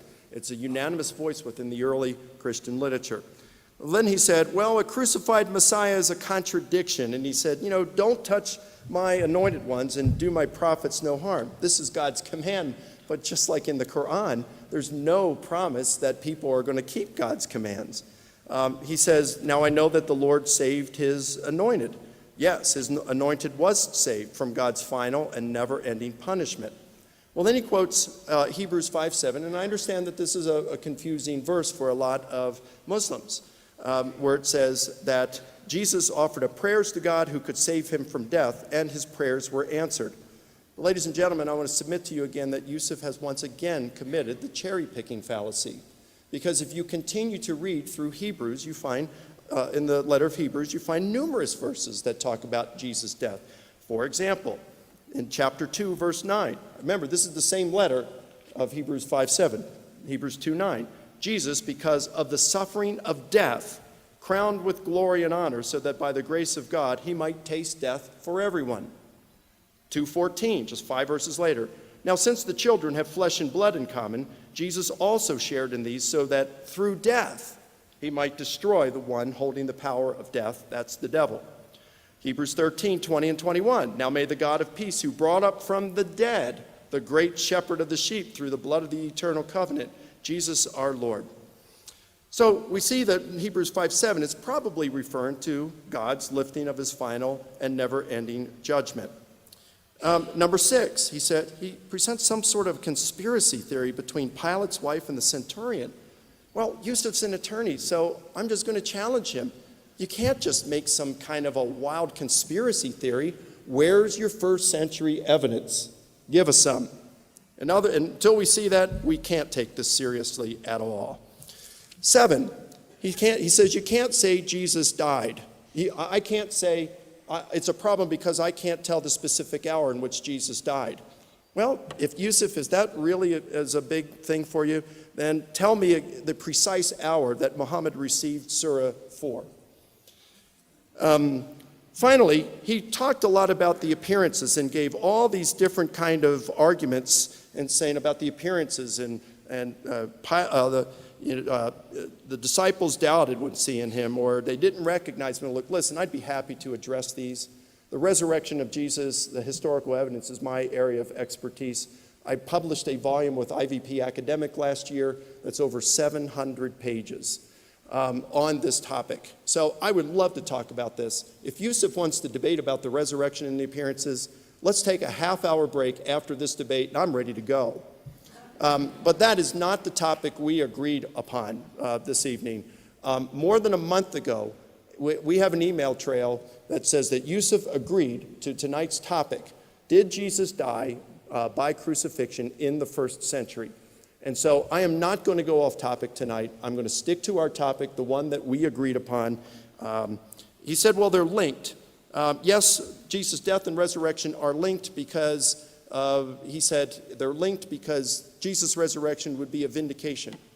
Well, vindication of what? Of what Jesus claimed about himself. Well, I guess that can lead to another debate too. In fact, after we're done the resurrection debate, we can break for half an hour, and I'll be ready to go on that one as well. We can be here all night. That's why we had to focus on this one. Did Jesus die in the first century by crucifixion? And remember, the importance of this debate is if he did, then Islam is false. If he did not, Christianity is false. I think it's become rather clear already this evening where the evidence points. Thank you.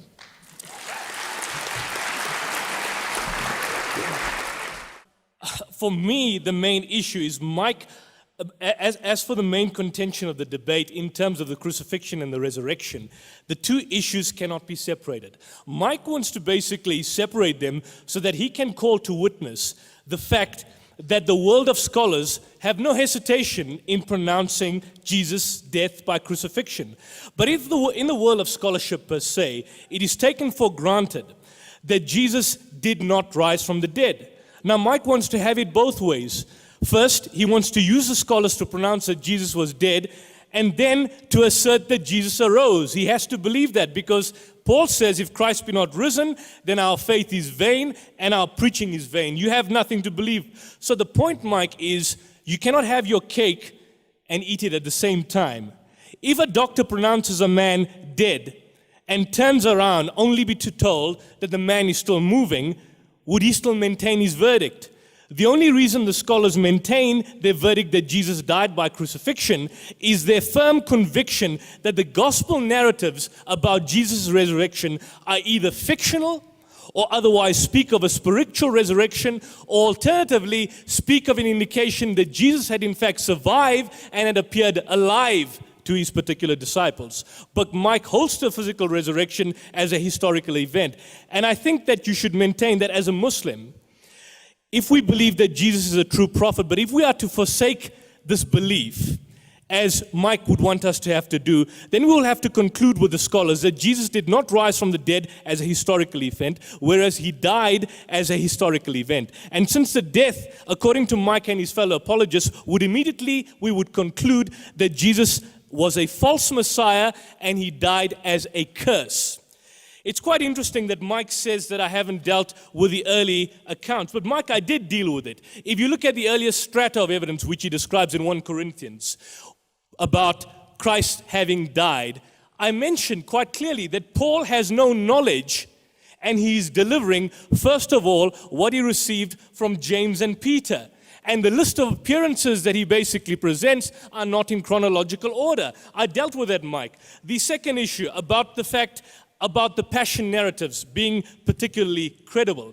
Well, let's look at this. Let's turn to the authenticity of the Gospels.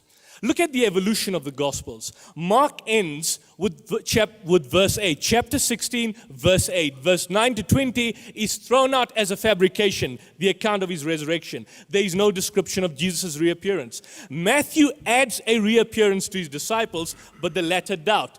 Luke has them make sure. John increases the number of appearances to the extent of removing Thomas from the Easter scene so that Jesus could appear the following week.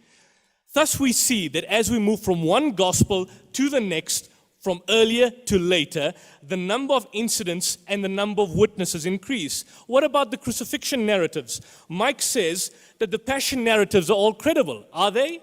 Look at this. It is at the crucifixion scene, for example, if you look at one gospel going to the next, you'd see that the number of Jesus' followers increase. His mother, for example, together with a male disciple, is mentioned only in John. Whereas in Mark and Matthew, the woman looked from afar. In Luke, not only the woman, but all his acquaintances stand at a distance. But in John, Jesus talks to his mother and disciple, and hence they are within earshot. So in sum, the later the gospel, the more the writer tries to show evidence of the death and resurrection of Jesus, and we need to basically deconstruct that. It's important in evaluating debates, Mike, that we bear our mind and objective in debating. You see, if the purpose of debating is simply for the purposes of scoring points, then that could be a barrier to establishing the truth. If we want to now quibble and say, look, the topic is the crucifixion or crucifixion, but it's not just the crucifixion or crucifixion, what was the first century fate of Jesus? For a Christian, the belief is that Jesus died, and if he died as a curse, therefore Paul makes it intrinsic that he needs to rise from the dead. And again, as I mentioned, you can't have your cake and eat it at the same time.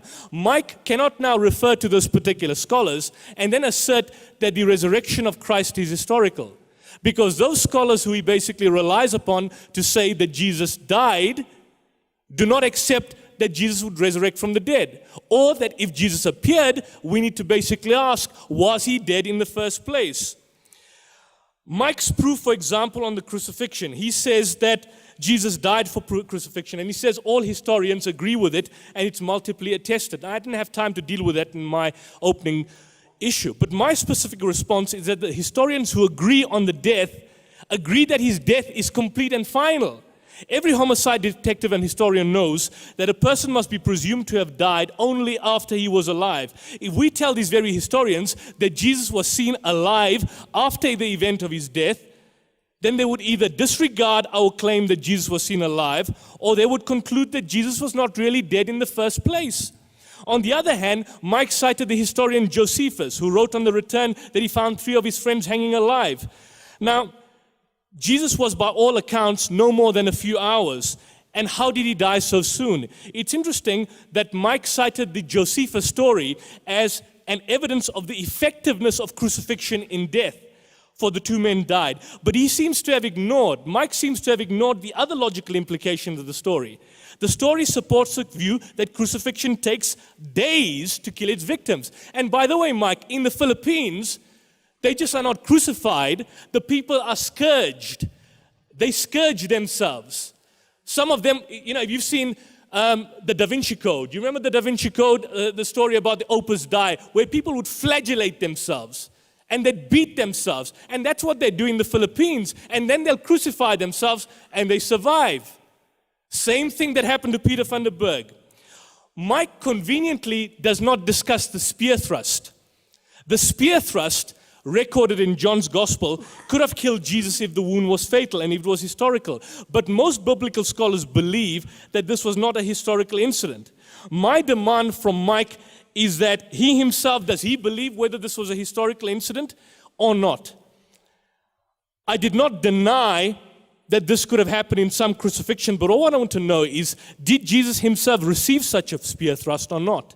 In the end, what many scholars postulate is that the spear thrust in John's Gospel is taken by scholars to be an apologetic addition on the part of John for theological purposes. Why? Because if Jesus did not die, as you find the doubt in Mark's Gospel by Pilate, then John says, well, look, let me introduce the spear thrust to say that since crucifixion pierces no vital organs, perhaps he could have died by the spear thrust. But even there, according to Encyclopedia Biblica, at the time of the spear thrust, Jesus was apparently still alive. And again, Mike has not answered the question, when exactly did Jesus die? It's inconsequential for a Christian to now wanting to know when did Muhammad receive Surah 4 verse 157, because that dates Christianity 600 years later. The theological distrust that Muslims have for Christians and Christianity is not the same as the theological distrust that a Christian can have towards Islam. So it's a weak argument to now say, well, I don't know when Jesus was actually killed or when he died, but now by implication, can you tell me when Surah 4 basically came up? That's a poor argument. Mike went on to say that the Romans were expert executioners. But even so, at the time, mistakes were made. I gave you the post-mortem reports where people were certified dead. Were there post-mortem reports conducted in the first century? Were there any doctors to feel the stethoscope of Jesus to see he had died? Did the centurion feel his pulse? Mike said he surmised. A case in point was given from Acts chapter 14 of the Bible, where Paul was stoned and he was left for dead. But when the executioners left, what happened to Paul? What happened to Paul? Did he die? He got up and walked away. They were, of course, not Roman executioners, but the story nevertheless points to the inadequacy of the post-mortem executions at that time. You can also cite the historian, Pliny the Younger, who complained of the human situation being as it is, that we often fail to know if a person is really dead. One may add the gospel description of the Roman centurion having expressed his conviction in the innocence of Jesus, and this would indicate that the centurion had no reason to complete the act of killing Jesus. The centurion believed in Jesus. Why would he now want to go out of his way to ensure that Jesus be killed?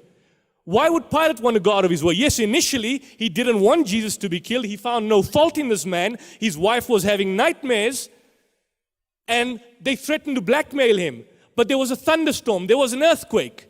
And Mike again has not dealt with the issue of what I had suggested. When they came to the governor and they said, secure the sepulchre, lest the last error be worse than the first. What was the first error, Mike, and what was the last error? Deal with the issues at hand.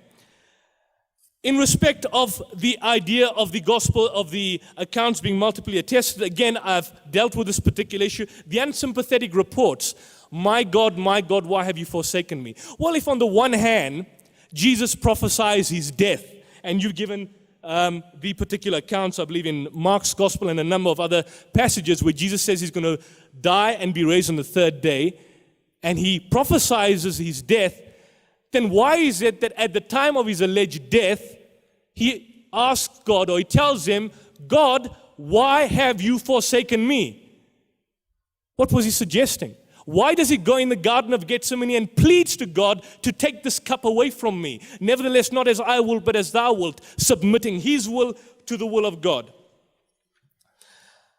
In addition to the question about the death of Jesus, I've also mounted a serious objection to Mike's other points, which he has not acknowledged.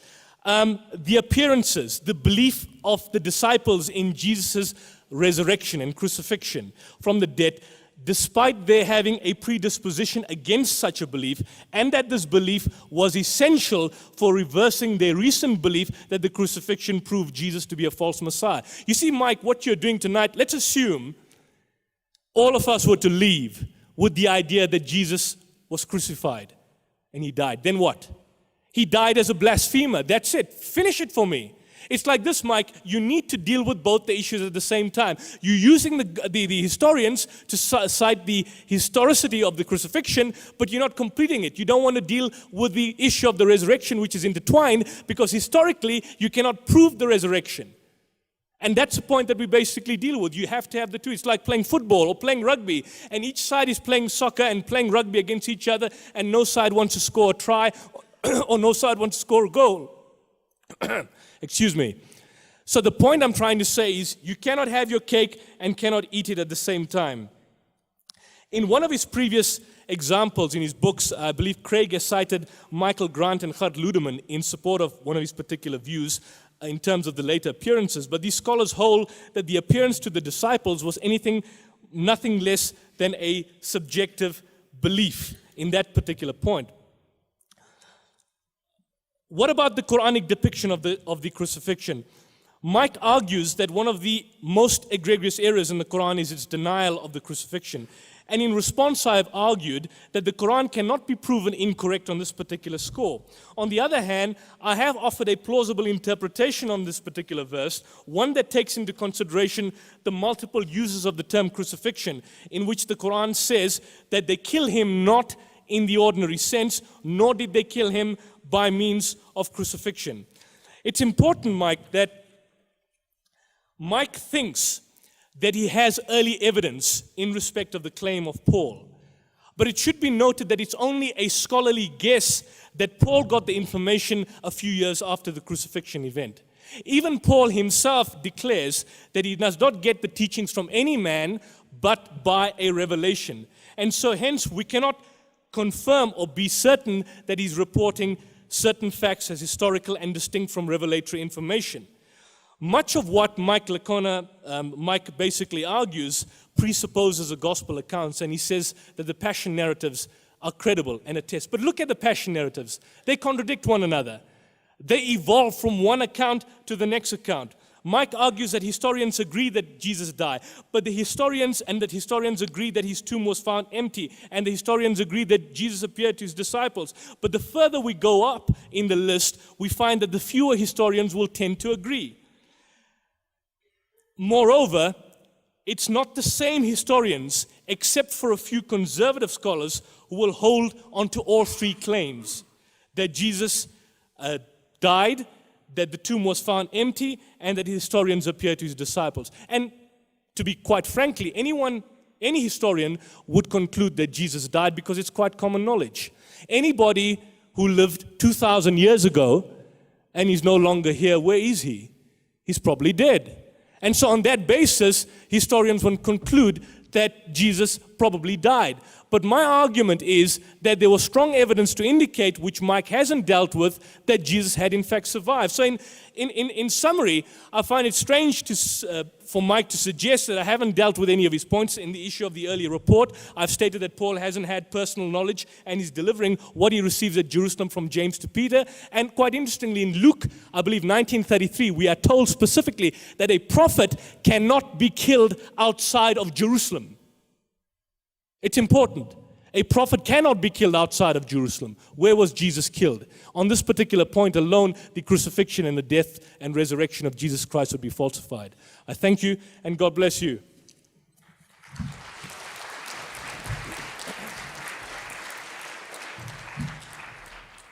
Okay, thank you, Yusuf. Well, in my opening statement, remember, I said tonight I would be making two major contentions. Number one, there are good reasons for holding that Jesus died by crucifixion. And number two, there are no good reasons for denying it.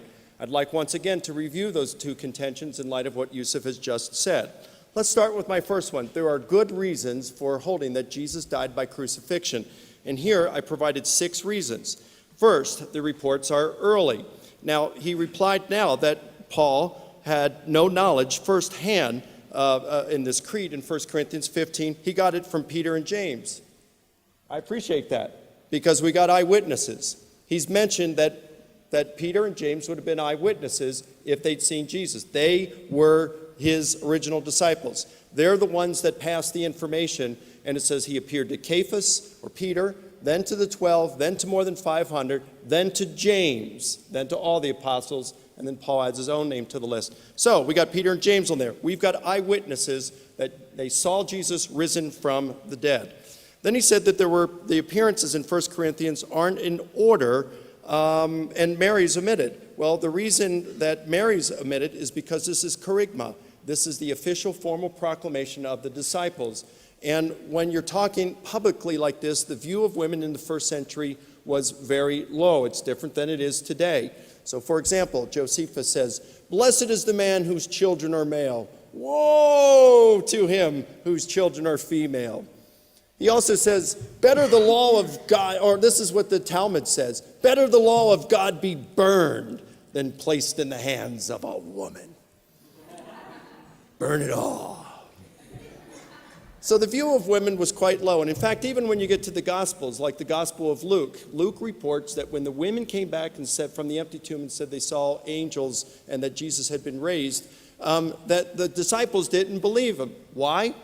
They thought the women were telling frivolous tales. The Gospels report that Jesus had brothers, 4 of them, and they named them. He reports that they had sisters as well, but we don't know how many sisters he had, and we don't know their names. Why? Who cares? They were women. Now, when you take that into consideration, of course, when you're going to give the official and formal proclamation publicly, you realize that you're not going to get any kind of mileage by mentioning the women. So you just brush them out. You don't mention them. Well, what about, so that's why you don't mention Mary.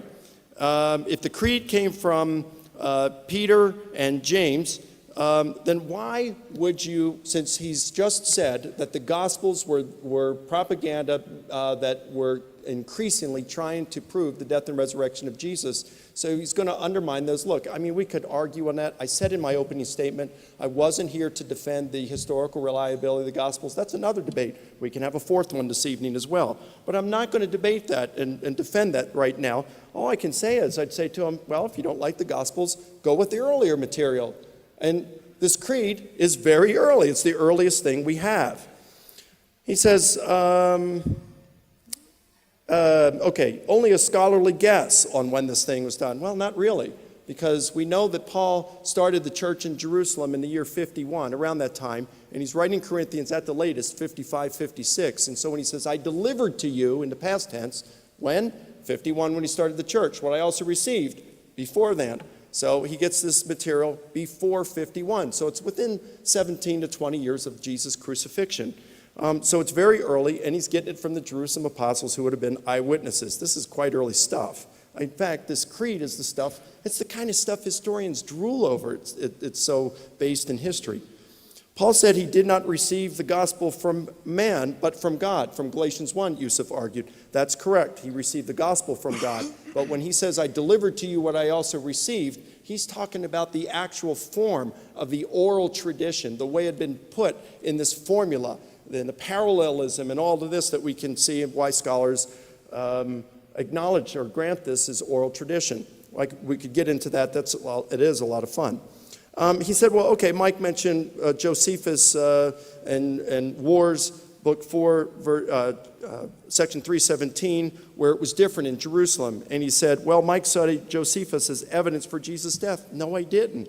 His argument, I had argued that there's a very low probability of crucifixion. He came back and he said victims last up to 3 days. I came back and said, no, not in Jerusalem. So that had nothing to do with me arguing for Jesus' death there. It's response to his argument that crucified victims would have lasted a long time. Jesus only lasted a short time, and so therefore we should have doubt that he actually died. He said, well, people in the Philippines, people scourge themselves, like in the Da Vinci Code. Wow, what a great source to appeal to. Come on. Do you really think that these guys are going to put all the gusto into it that the Romans did, to the point where after scourging someone, they're going to look like they're maimed, misshapen, deformed? And you have others that report, like, for example, Josephus reports that when the Romans scourged people, they came out with their intestines showing. In fact, he reports of a guy who the governor, a couple times successors after Pilate, scourged another guy named Jesus, who just before the temple was destroyed, went around proclaiming that the temple was going to be destroyed. And so they filleted him to the bone with scourges. This is not the kind of stuff that you see in Da Vinci Code or what the Filipinos do. Well, I said number 6, Jesus' prophet is a true prophet who prophesied his imminent death. And so he said, well, why did Jesus say, God, why have you forsaken me? If he knew that he was going to die that way. Well, I think when it comes down to it, I mean, you can prophesy something, but when you know you're going to go through a lot of pain and agony and suffering, you may not like it. And Jesus, I think, here was sensing a distance from God. I think there's more here to the eye than just the physical pain if the atonement is really correct. All right, so then back to his argument there. So my 6 arguments still stand. Now, what about the second major contention, that there are no good arguments here against Jesus' death by crucifixion? He argued that Jesus died a blasphemous curse, and I responded that the Jewish charge of blasphemy means that Jesus claimed deity for himself. And he says the charge of blasphemy. Mike, finish it. Don't just stop at it. Finish it. If Jesus rose from the dead, then show that he rose from the dead. He's not pulling me off on that rabbit trail. This debate is not on the resurrection of Jesus. This was clearly articulated and agreed upon by both of us. I'm not going off track. I will wait around. And if he wants to have a debate a half an hour after this one, I will be here and very happy to do it. Now, then he says, well, Paul left...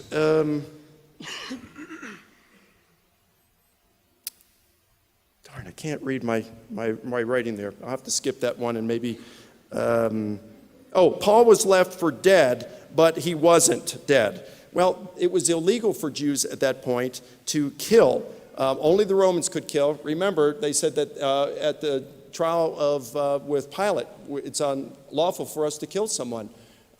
It didn't come until later on that the Jews were allowed to do this, much later, decades later. So this was an illegal stoning that was going on, and it was just a botched or failed attempt. No one was there to certify this guy was dead because they knew they were doing it illegally. He said, well, the spear thrust was not historical, and many historians agree. Yeah, many historians do question it. But Quintilian, a Roman historian from the latter part of the 1st century, talks about how the Roman executioner should not be forbidden to pierce the crucified. So we see that there is historical precedent to show that this could have occurred. And because John was an eyewitness to this, or whoever the author, whether it was John or the beloved disciple, minor disciple, there's no reason to question this. Yes, there's some theological implications, but that's okay. So what that there's theological implications? So what if this is a fulfilled prophecy? Now, he argued...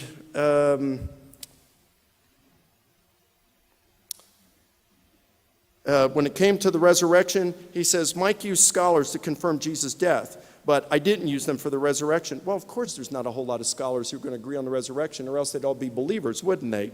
But I think that this isn't a lack of evidence. It's because they're allowing their metaphysics, their worldview, to guide their historical investigations.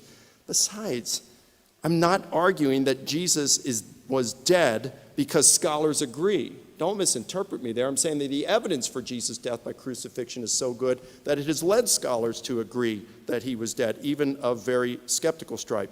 The secured tomb, he said, well, Mike has to answer, what about the secured tomb? Well, the disciples they secured the tomb so the disciples would not steal the body, not so Jesus could get up and kind of walk out and show himself around.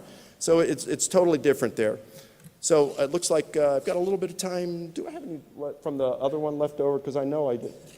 No, I didn't. I didn't go over in the last one. I had some time remaining. Thank you very much. Thank you, Mike. Thank you once again for that delightful rebuttal. Now, Mike, coming back to this issue about the earliest strata of evidence, the earliest documents of the New Testament, I mentioned this clearly, Mike, and you haven't dealt with this, are the epistles of Paul. And most scholars would suggest that they were written in about the year 55 to 64 of the Common Era. How many years later would that be after the crucifixion? Let's assume someone dies now, or someone is shot, or someone is killed or hanged.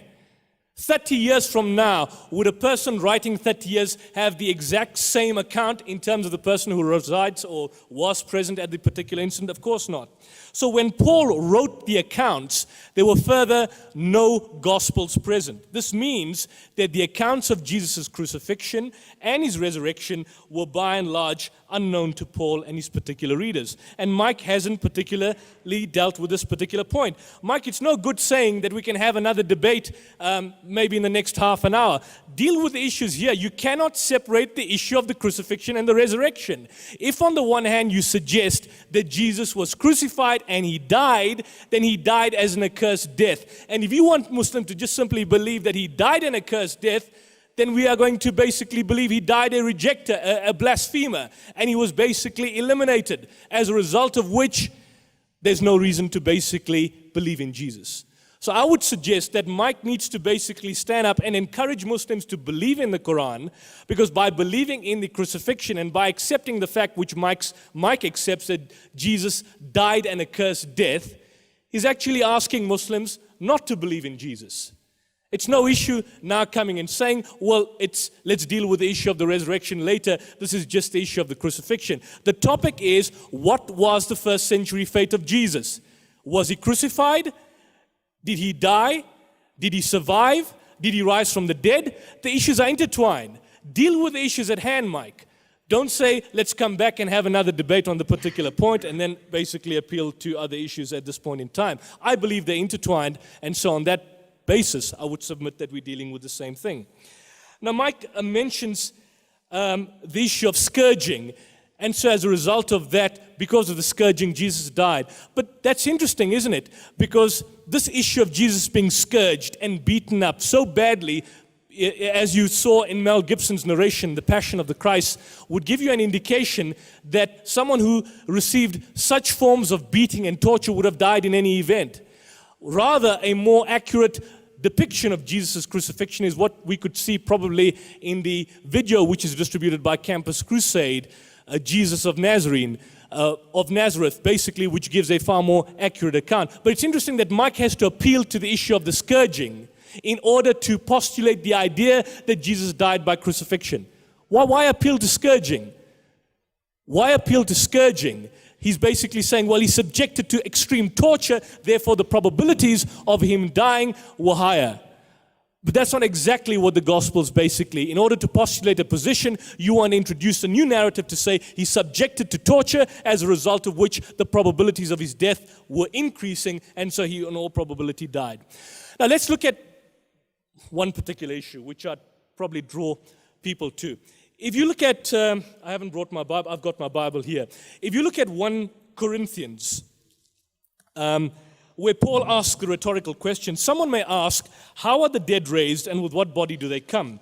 And he gives the rhetorical answer that so is the resurrection of the dead. It is sown a natural body, it is sown in corruption, it is raised in incorruption. It is sown in dishonor, it is raised in glory. It is sown a natural body, it is raised a spiritual body. A spirit.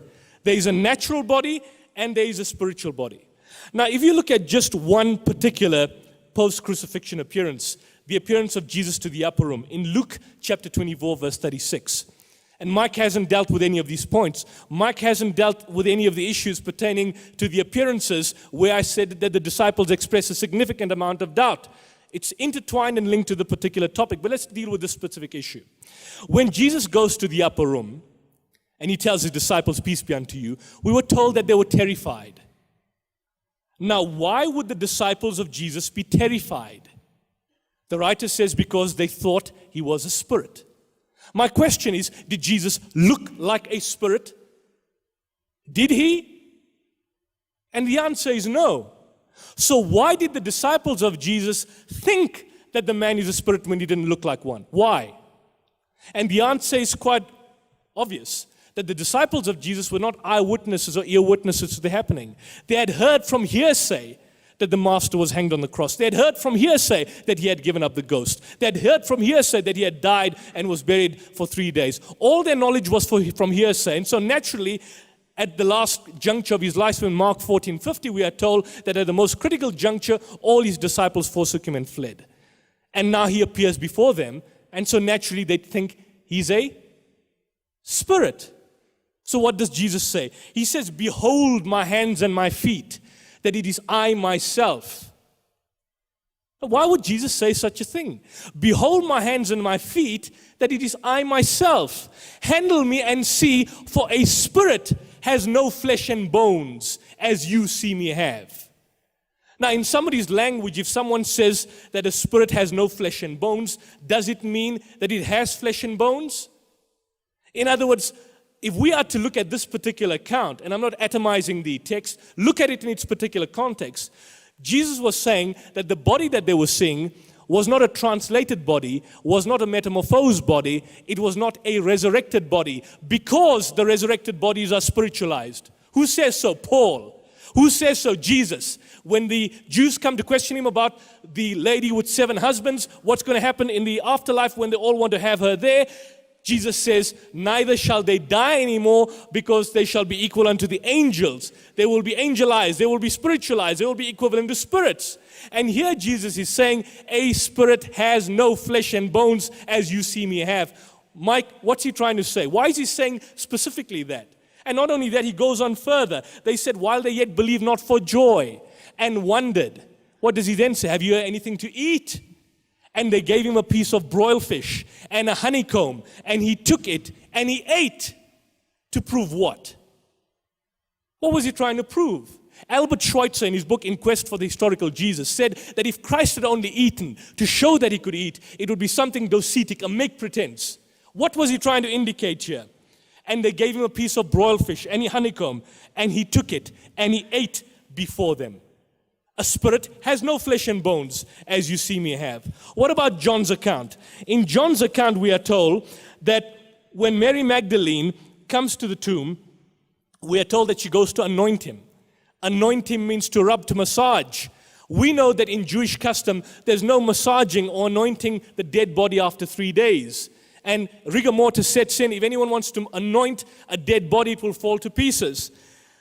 And she goes up to the tomb, and when she comes there, she knew not that it was Jesus. Now, why could Mary not identify Jesus? Was there an issue about not identifying resurrected bodies? Why is it that Mary Magdalene, one woman, was not afraid? She was there at Golgotha, at Calvary, when Jesus was crucified. But 12 men were terrified, or 11 men were terrified. Why is it one woman was not afraid, but 11 women were terrified? And then Jesus said unto her, Woman, why weepest thou? Whom seekest thou? She, supposing him to be the gardener. Do resurrected bodies, or people who have died by crucifixion and raised from the dead, do they look like gardeners? Is it possible that he could have been disguised as a gardener? Why was he disguised as a gardener? Is it possible that he didn't die and therefore had to be in constant disguise? And she then says, Sir, if you have borne him, tell me, where hast thou laid him? Not where have you buried him, where hast thou laid him, so that I might take him away? How would Mary take Jesus who was dead away? How? One woman? And then Jesus said unto her, Mary. And then she recognizes the voice print. And she lunges out to grab him. And what does he say? He says, touch me not. Why not? He says, for I am not yet ascended unto my master. In other words, in the idiomatical expression of the Jewish language, he's saying, I am not dead yet. Could she not see that he was in front of her? I am not yet ascended unto my master. He's in front of her there. Why should he say that? Unless he's implying that he is not dead yet. And not surprisingly then, a few passages later, John introduces the Easter appearances of Thomas, which is not to be found in any of the other particular Gospels. So it's interesting that Mike hasn't dealt with any of these particular issues. I can give more than 30 reasons, and we've got half a minute left, more than 30 reasons to show that the truth shines out right through. More than 30 reasons. From the time of inception, from the time Jesus being reluctant to die, having worked out a strategy of defense, to his beseech for God for help, to his prayer, to the angel of God strengthening him, to Pilate finding him not guilty, to Pilate's wife being shown a dream, to supposed to be on the cross for only 3 hours, right up until the prophecy foretold by Jesus, where he says that his miracle would be the miracle of Jonah. My miracle, the only miracle, is the miracle of Jonah. As Jonah was, so shall the Son of Man be. Thank you.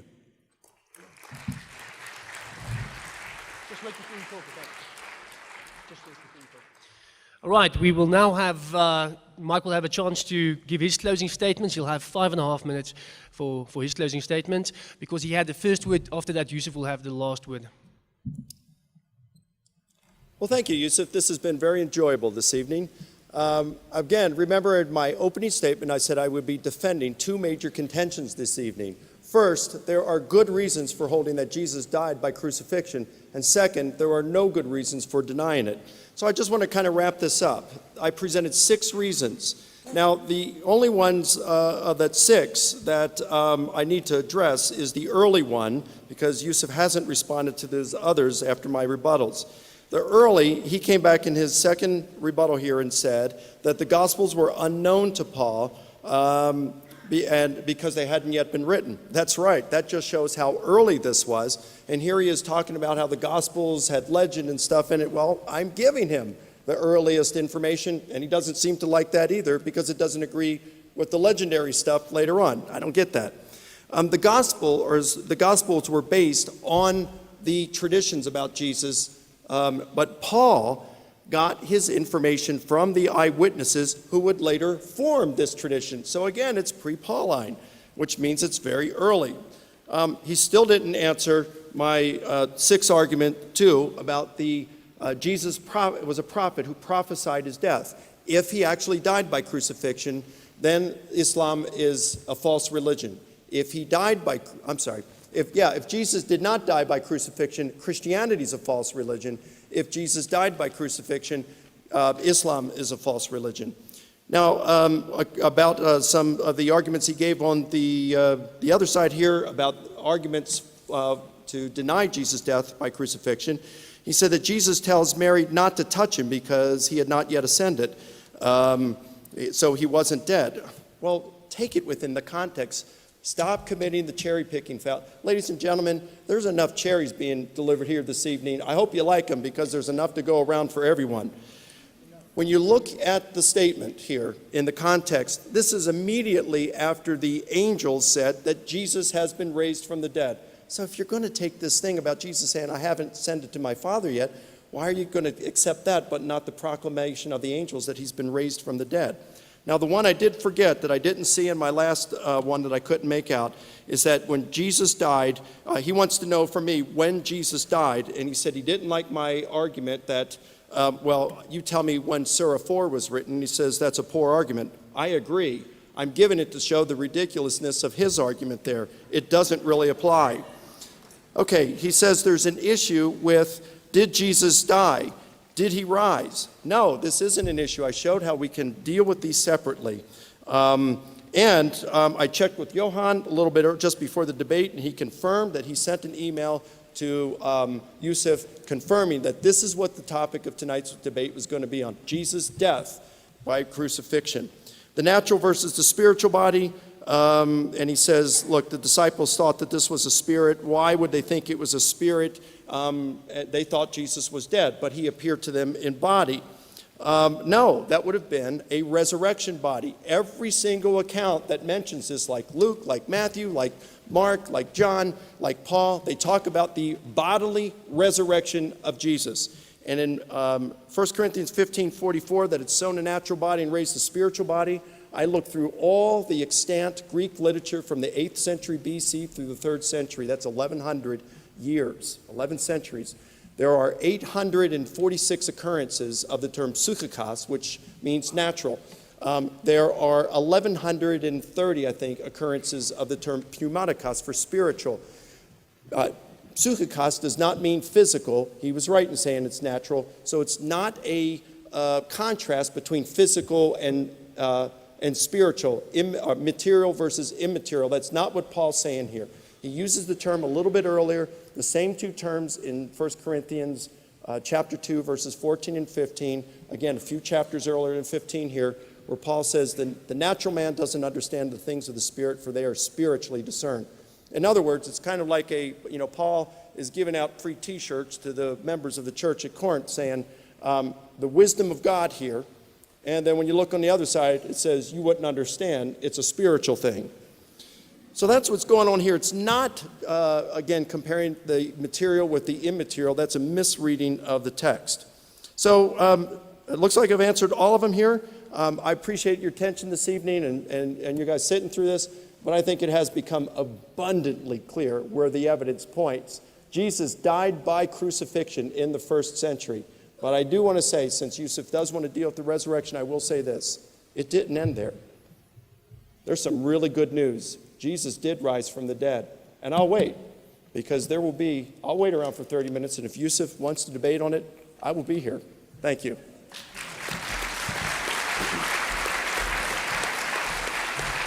Thank you, Mike, and it's been great having this debate this evening. I really enjoyed it. I just want to start by saying that It is true that Muslims are indeed Muslims due to the Quran, and there would have been no Muslim-Christian debate without the Quran. It's also true that Muslims have become interested in denying that Jesus died by crucifixion on the basis of Surah 4, verse 157. But if this verse did not exist, and if the Quran did not deny the crucifixion, and if the Quran asserted that Jesus died without specifying that he died by crucifixion, I would still debate, Mike, on whether or not Jesus really died at the time that the Gospels say that he did. And not quite interestingly, he hasn't given us up to now exactly when Jesus died, and he's bringing up a whole lot of other red herrings. For even in that case, he could have survived the cross and died later. The question by his death is raised not only by the Quran, but by the claim that he was raised from the dead, and by the failure of the Gospels to present convincing evidence that Jesus was really dead to begin with.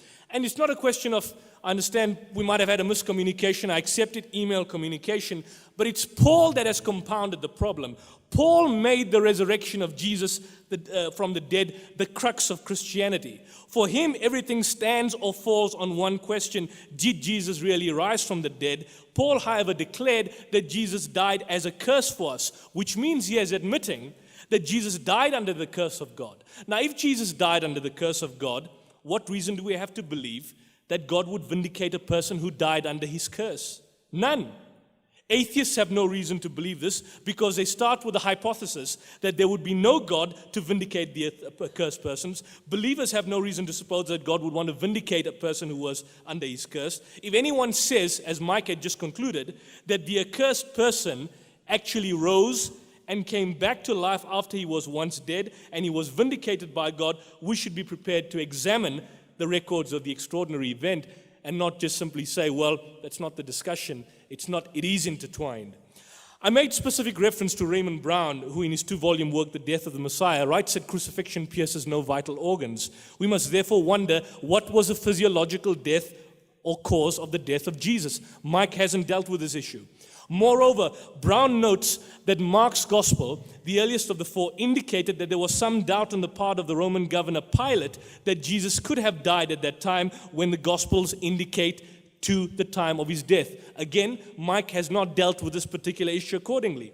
Brown points out that Matthew and Luke both rewrite the episode in their own Gospels in such a way as to omit mention that Pilate had that particular doubt. Mike has not dealt with that. The obvious reason for rewriting, according to Brown, is that the readers of Mark's Gospel would start entertaining the same doubt that Pilate had, and Matthew and Luke wanted their own particular Gospels not to encourage that particular doubt. Now, on all these points, Mike hasn't dealt with any of these issues. I want to conclude on something positive. And I'll give you a quotation by Gregory Boyd, who posits a whole host of difficulties that plague the penal substitutionary view. And he says, how are we to understand sin and guilt literally being transferred from a guilty person to an innocent person or to animals with the Old Testament sacrifices? What sort of justice is it that punishes an innocent person for what another person did?